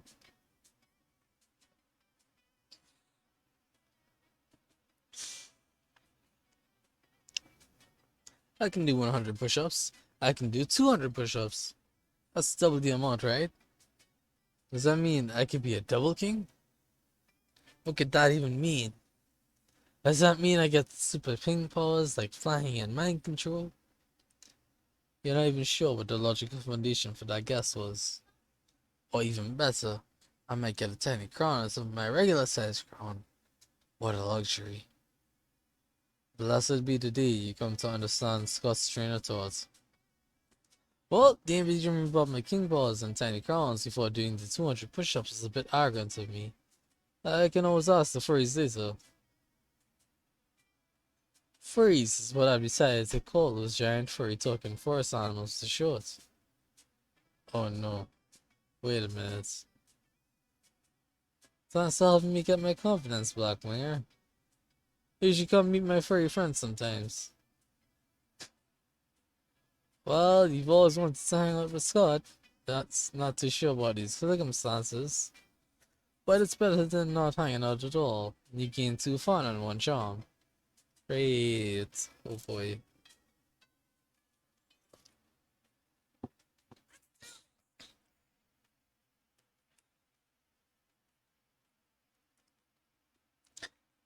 The game makes it out like me a furry is a bad thing. I just have no opinion. Like, I know furries. They're fine. Eccentric, but fine. Polly, what are you doing to my Scott? He approached Scott and Polly's table to find them crouched behind a pile of jelly zits. Plotting. Thank bros if you're here, bro. Come on, join a huddle. Maybe you're curious about our huge pile of jelly jam gelatinous dessert cups. Well, wonder no more. We're going for the jelly prize. Yeah, we're gonna win it. If we collect the foil cover of 100 jelly desserts, we'll be the lucky winners of 1 free jelly dessert. Ah! But right now we're stuck. You only got 99. That means we need 1 more, Scott. We need 1 more. We need 1 more. You'd give them their jelly dessert, but you already threw it at the bird person you hate. Guess you've gotta make a choice. Steal the final jelly dessert from the jelly dessert factory. Make like a puppy dog and beg. All things are sweeter when achieved through pity. Begging? What? I never beg, except in intricately choreographed erotic scenarios. Is this an intricately choreographed erotic scenario? I don't know why I'm seeing intricately weird. Intricately?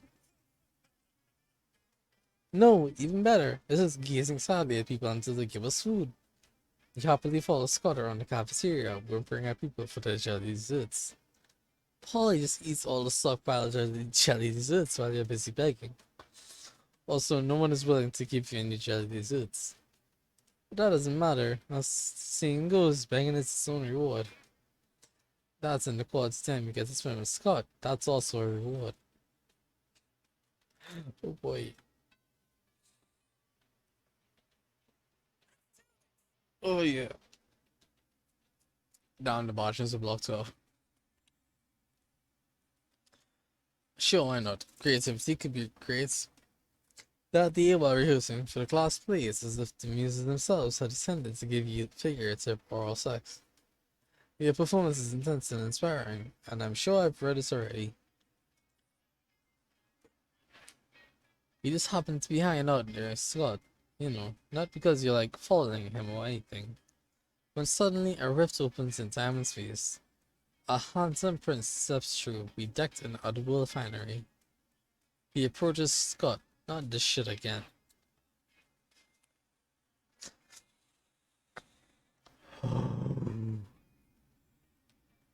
Gonna kill this guy. My beloved, I have quested across dimensions to see your face. Oh, well, here it is. Here's my face. It is more than just your face that I need, Scott the Great Tosser of Balls. I also need your body. Luckily, I brought all that with me too. But I do not desire to merely gaze upon your body, though that in itself is a pleasure. My kingdom, you see, is besieged by a foul dire harp, and only your muscles can save us. I once did lose some uses of language. Perhaps you can find some other uses for that body of yours. Wink. Oh my god, you say wink out loud too? That's so cool. These two are getting along way too well. You need to slay that beast yourself before Scott and the prince spend any more time together, but how? Rally a swarm of extra-dimensional termites to devour the prince, the dire harp's spine. Sing so sweetly that the dire heart kills itself out of jealousy. I don't think I have charm or creativity to go with this, so just... Why is this charming? Armed with your termite summoning flute, you dash through the extra-dimensional portal before the prince can react. The dire harp looms over the prince's palace, saliva dripping from its terrible strings. But in your rush to summon the extra-dimensional termites, you fail to notice the dire harp is made of fiberglass, not wood. In fact, nothing in the prince's dimension is made of wood. It's all fiberglass and crystal and polyester. The closest thing to wood within 1,000 miles is you. Whoa, bro, stop getting eaten by all those termites. Don't you know that's bad for you? But you can't stop, and you won't stop. Meanwhile, Scott and the prince viciously tag teamed the dire harp. And afterwards, they totally exchanged phone numbers. You'd be super pissed if you weren't so busy being eaten by giant purple termites. You lose two boldness and one fun. Heck. Well, now I know.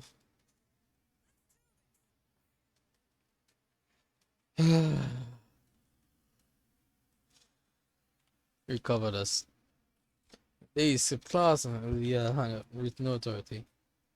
Wow, we would kill that turtle so well.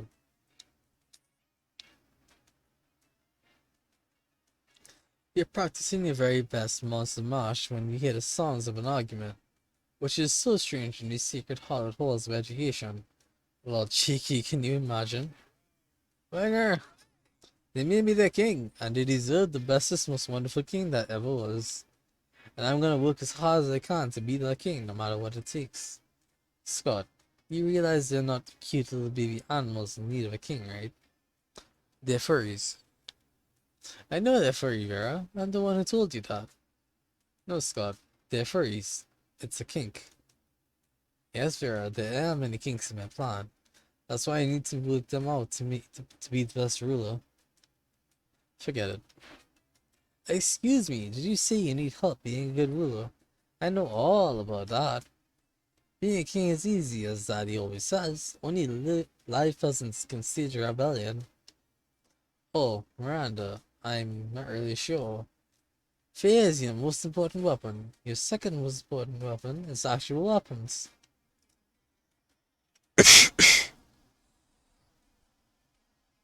Torture some spoons, erase the teacups, a knife on fire, you know, the usual. I don't know, Miranda. I appreciate the advice, but I don't think that's the kind of king I want to be. Nonsense. I'll go get you the butter knife shuriken right now. It just seems so unnecessary. There must be a better, kinder way to rule, right, Winger? I want them to have a happy time and discuss first. They've been so nice to me. They've written me beautiful songs, which are about my adventures. But most of them are the sort of things I have definitely not done. And they've made drawings of me, amazing ones, which are very, very generous in their proportions. I just think that they deserve the best leader. Normal rulers make their subjects pay taxes, but what if you pay taxes to them? Flag time, you can't rule a kingdom with no flag. Without a flag would be just a bunch of flagless people. You're 120% right. Flags are the best. Let's combine our odd powers to create the very best flag ever. You get into an intense odd frenzy, which is kinda hot and intimate. Somehow the two of you end up shirtless and sweaty while painting and doodling. After 3 hours of passionate art activity, you put your clothes on again. Because of decency, but mainly because we don't have a shirtless model for Scott. And admire your work. Oh, this is genius. No, it's actually a not so bad drawing of Scott shirtless under with Scott rules. But sure, why not? You know how to take a compliment. Scott leaves all excited, ready to execute your plan. As your elders say, always say, any problem can be drawn by drawing shirtless people. Later, he stumbled upon Scott again. He seems quite excited. Hey, Walminger, your plan is a success. My beloved furries seem to love a flag that's basically just me shirtless.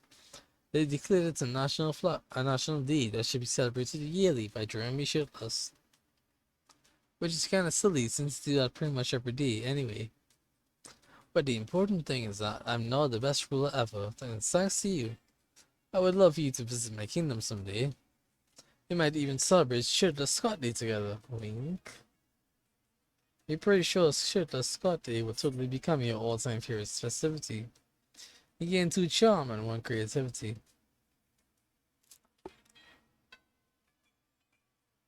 Huh, look at that. What are you pranksters doing? You find Polly and Scott huddled at your chosen table. Yep, the prank master. Oh, we've actually seen this already. Yeah, eat everybody else's food. It's fine. Sip it, spit, sip it.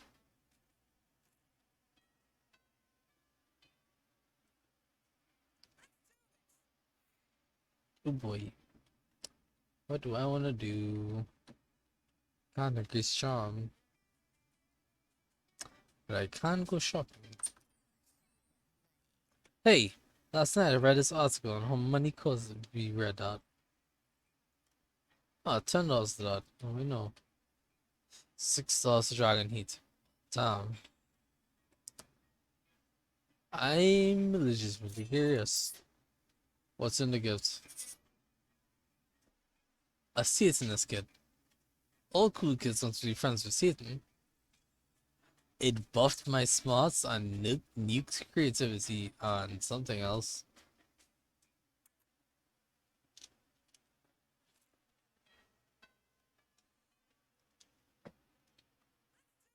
I am not the smartest man alive. But I'm not creative, so we need to fix that. That day while rehearsing for the last play, you do a terrific job at acting. You act so hard that some of your classmates in the audience throw roses at you. 7 roses to be exact. I feel like we've done this already.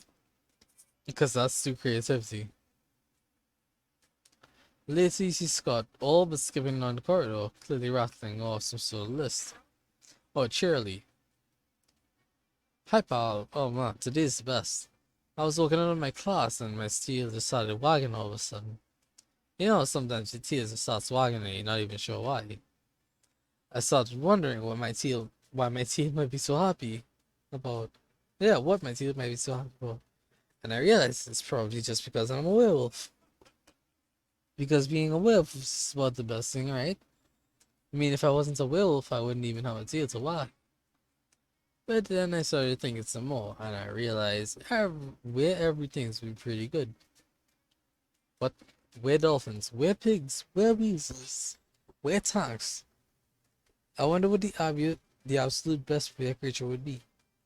We're vending machines, we're water fountain, we're door, we're window, we're knob, we're floor. Okay, now he's just naming things you can see. You better jump in. A were moon, a were werewolf. I I have no creativity. Feck. A werewolf. But when it comes to being a werewolf is the best thing. I don't know to say too much of a good thing is a great thing. They don't. But this might be the acceptance that proves the rule. They don't say it either. I mean, would being a werewolf mean cutting my werewolf time in half? Like, would the full moon turn me into a werewolf and then I have to wait for another full moon to turn me into a wolf? I don't want that. I don't want to lose any wolf time. He asked what besides a wolf you could. What? He asked what besides a wolf could be where. And you said a werewolf. It's only fair you lose 2 creativity and 1 smarts. Oh no, my poor creativity.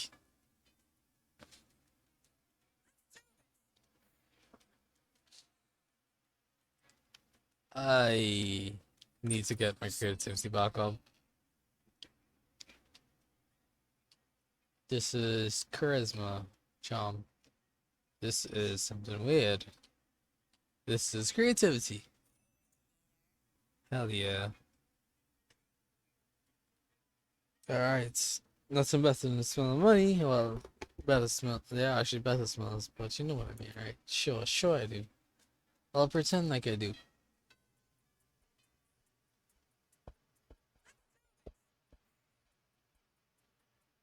So no to buff creativity. So apparently I need that reload. That day where you listen to the class play, you can't help but feel that you're not as good as the rule requires you to be. We have read this already. We bump into Scott backstage where he's busy bench pressing a fog machine. When he sees you, he sits on the machine, wipes his forehead, and looks up at you, panting. Hey bro, sorry I'm so sweaty. You caught me in the middle of my rehearsal lookout. I'm trying to get real swole for the talent show.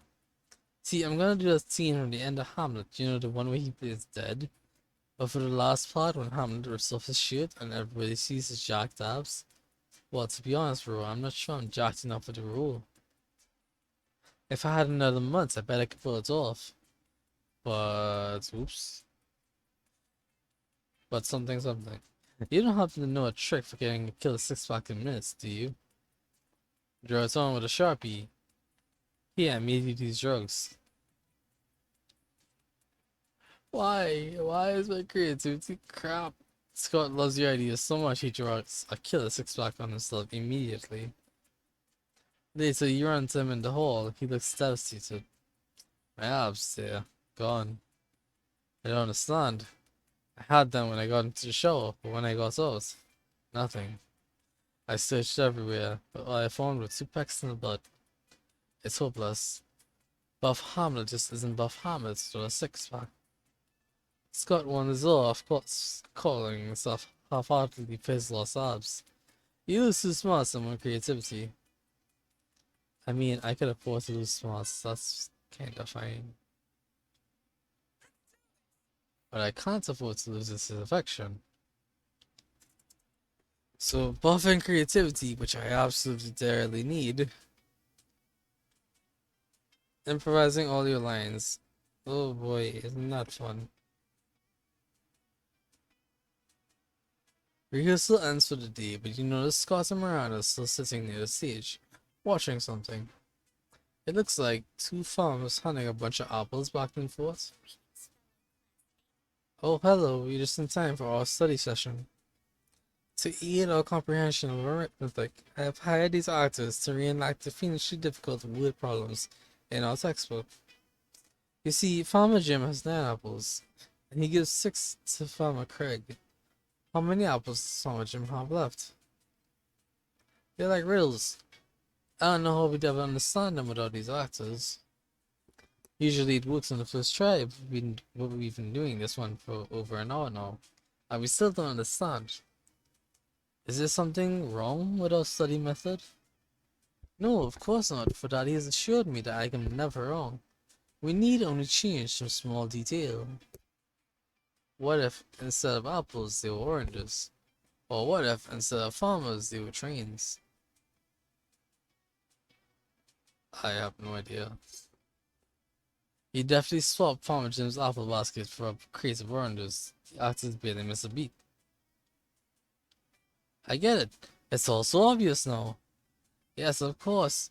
Oranges are rich in vitamin C. And C is the 3rd letter of the alphabet, which means the answer is 3. 3 oranges. Thanks for all your help. You're a genius. Now, if only we knew how to convert oranges back to apples. You let them work that one out on their own.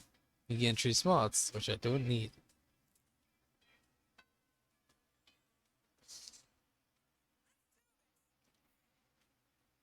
Scott, where are you, my baby boy? Give me all your attention, all your affection. Scott and Polly are sitting together, laughing their metaphorical asses off. Do Damien, do Damien. Grr, I'm Damien, look at my stupid red face. I use violence to cover up the fact that I've been brought up to revere a toxic version of masculinity, which is alienated me from my own true emotions. Haha, you sound exactly like him. Okay, you, okay. Okay, you do Vera. I'm Vera, I'm very smart, my hair is pretty, and all my friends look up to me because I am a strong, independent woman. Scott, I'm not sure you understand how impressions work. I'm not Scott, I'm Vera. You can tell because I just said my name right. I'm Balboa.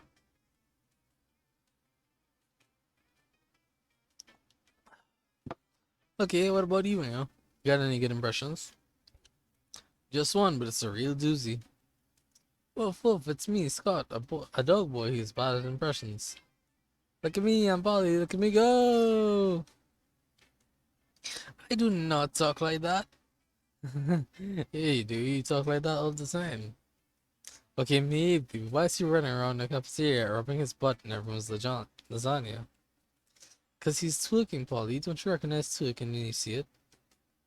Ah, it's not twerking. Twerking doesn't require driving from table to table in a hot pink golf cart. How is even an impression of me? Are you saying you don't wish you were driving a hot pink golf cart and putting your butts in people's lasagna right now? Fine, out of my way. My Polly's busy making love to everyone's lunch trays to enjoy a quiet meal alone with Scott. So romantic.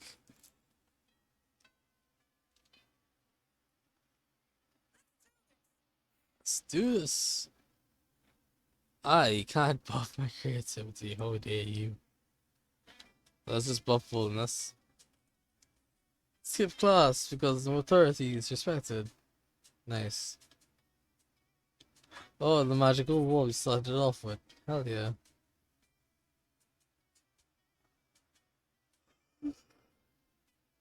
You find Scott standing outside a locked stall holding a pair of pom-poms.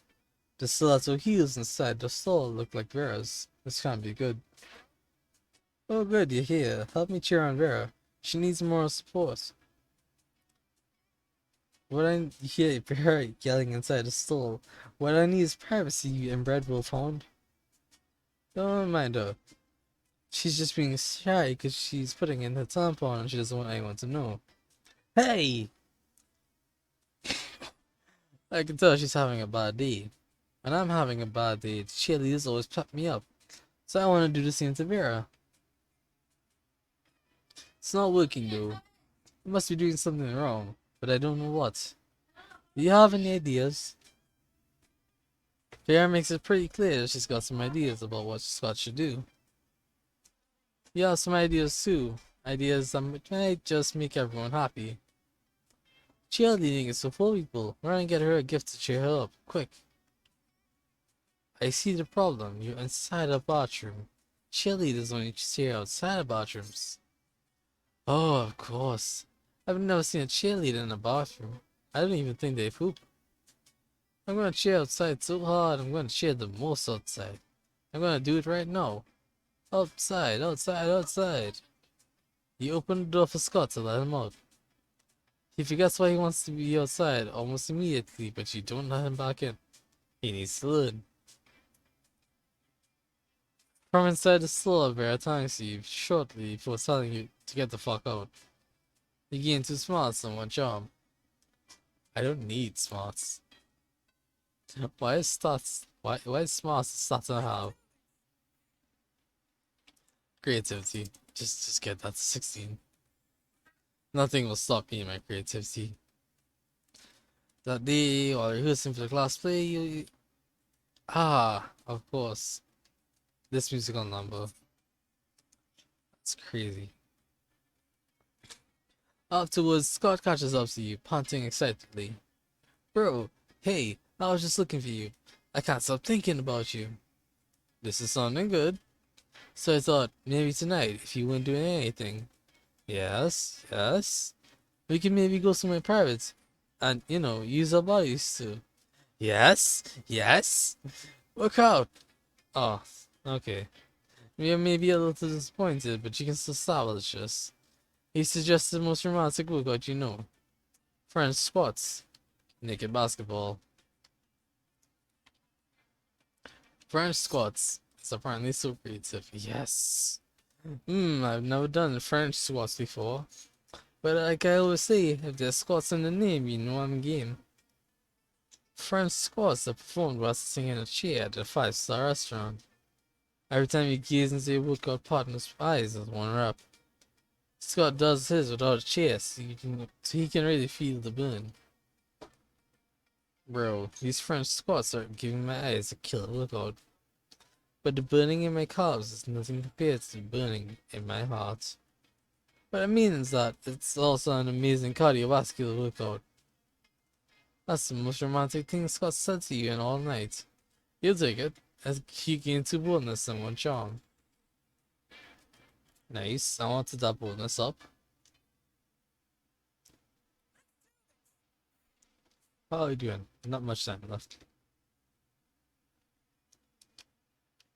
Why? You find Scott and Damien immersed in their favorite mobile game, Pokemon's Go, based on the classic Pocket Humans. My original boss would uses tax income audits. Oh no, my Lindsay Roberts never saves receipts. It's super effective. Aha! And now for the finishing blow. Wait, wait, what? Radical contracted lymphoma? Lymphoma? Oh my goodness. Reginald's lymphoma deals 500 physical damage to him, and 999 emotional damage to him and his loved ones? Ooh, I win again. Why are all your Pokemon so unhealthy, Damien? Because I made them all smoke cigarettes and live next to toxic waste dumps, obviously. Maybe you should stop that? Where's the fun in that? Let's have another match.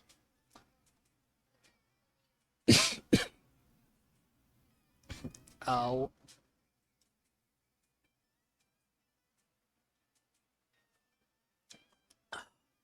I need so much water. All the water. What are you two nerds doing? Nerding around? Nerd up, nerds. Oh, Scott, is that you? We didn't recognize you under all that nerdery. What are you doing playing a dumb video game for stupid babies? The Pokemon isn't dumb, it's cool because... No way is Scott gonna come up with anything. But if you do, maybe you can score some points with Scott or Damien. Show them that a phone equipped with Pokemons can also be used as a football. Say nothing, help them with steamed vegetables. No way! I didn't know that was the feature of Pokemon School. It's not.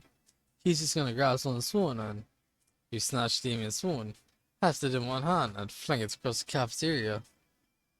Hey, my phone! What the dick was that for? Yay, someone threw something, I'll go get it. Whoa, bro, check out the perfect spiral in that throw. That's the technique right there. Let's all install Pokemons on our phone right now, and then throw our phones at each other. The Wolfpack bound off to play full contact phone tag. Scott soon returns with Damien's phone in his mouth. Damien's phone is pretty much destroyed, but Scott is so happy to be playing fetch with you. Oh my goodness. Yes, this is everything I wanted and more.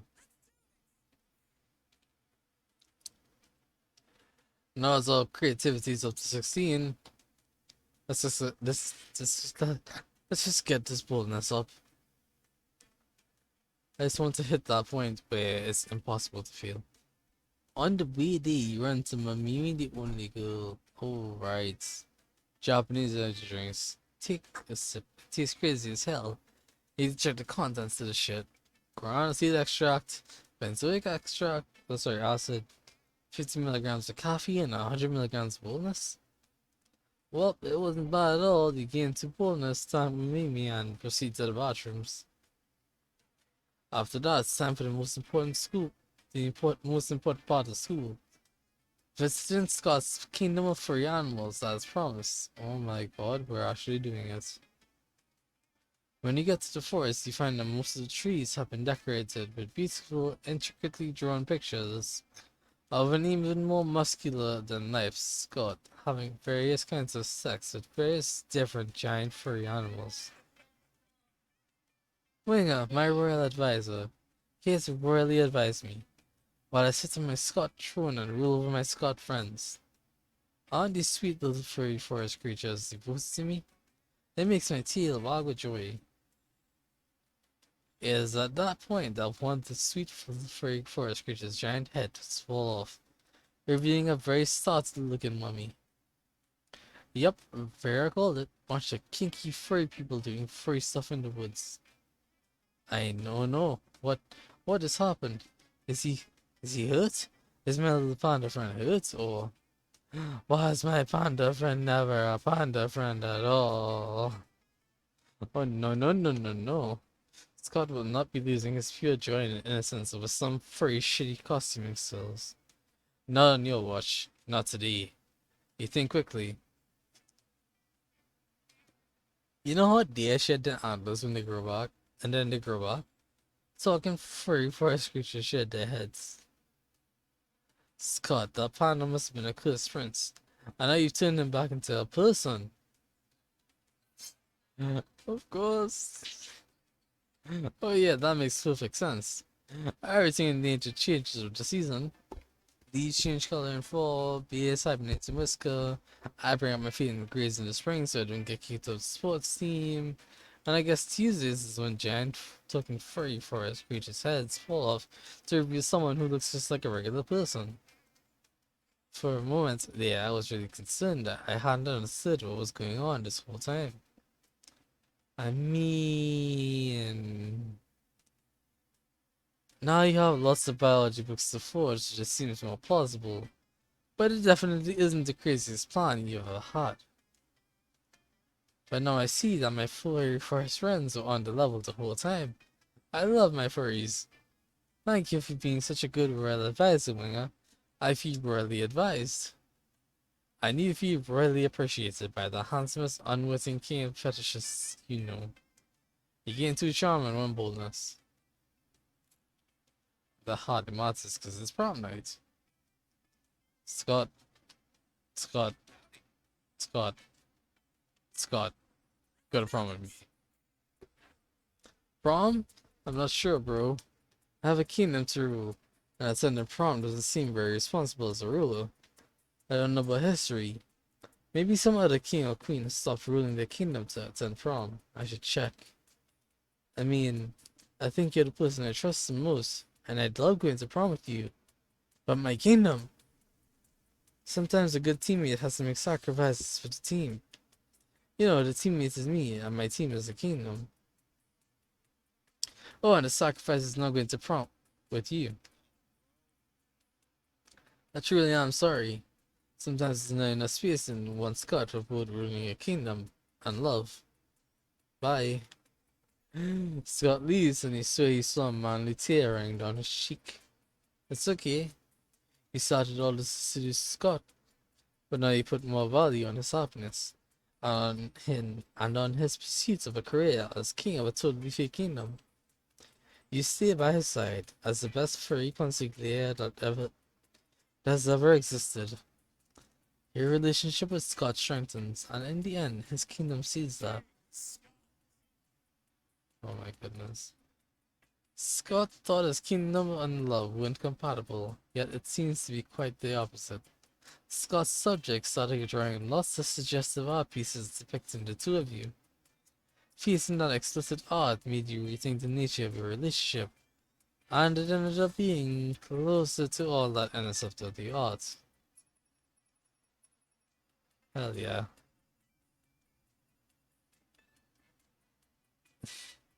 So I'm just a sleeper agent waiting for the code word. Nice. Scott's code. What's a code? We got a new secret ending, 12 new events, and 15 new outcomes. That's radical. That's amazing. Hell yeah. Oh my goodness. In 2 tries, we got 2 Scott secret endings. That's amazing. Those 6 weeks were maybe the most epic and absurd weeks of your lives.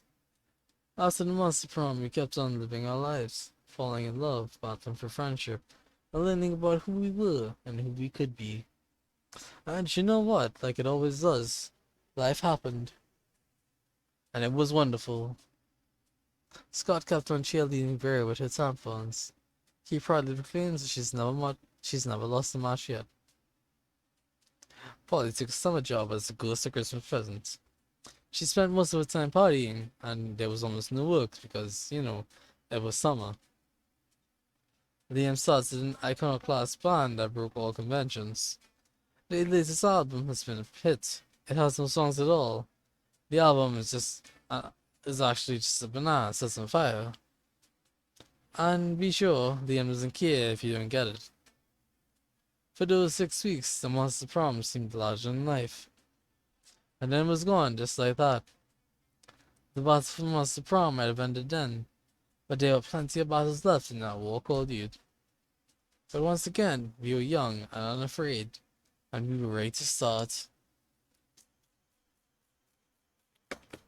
What if I told you that the war was gonna end and you had to miss spend with me or a friend?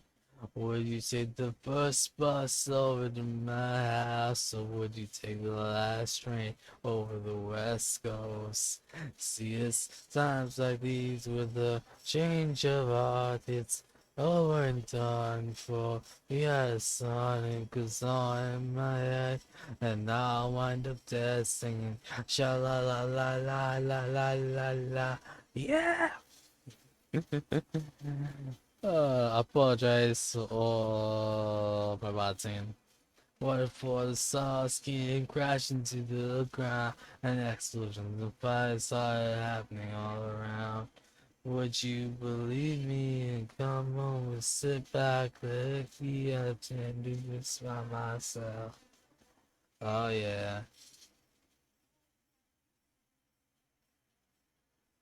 I love this song too much.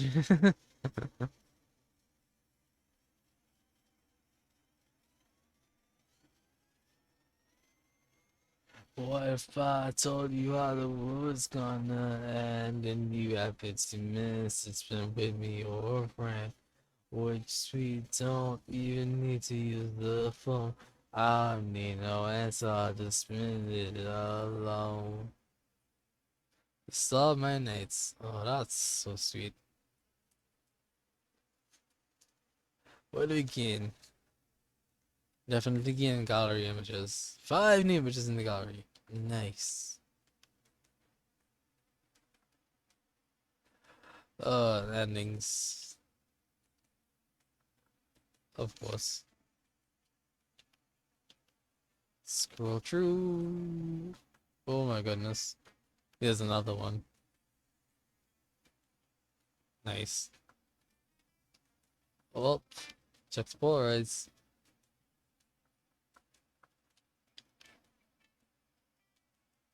Load. Should be, there it is. Yeah, that's awesome. I love and appreciate this very much. And then this is the one that's gonna be the hardest to find. Oops. Close. Down. There you go. All the way down to the bottom of the list, because I don't know what else to see. Let's keep going. Not page 6. Not page 7.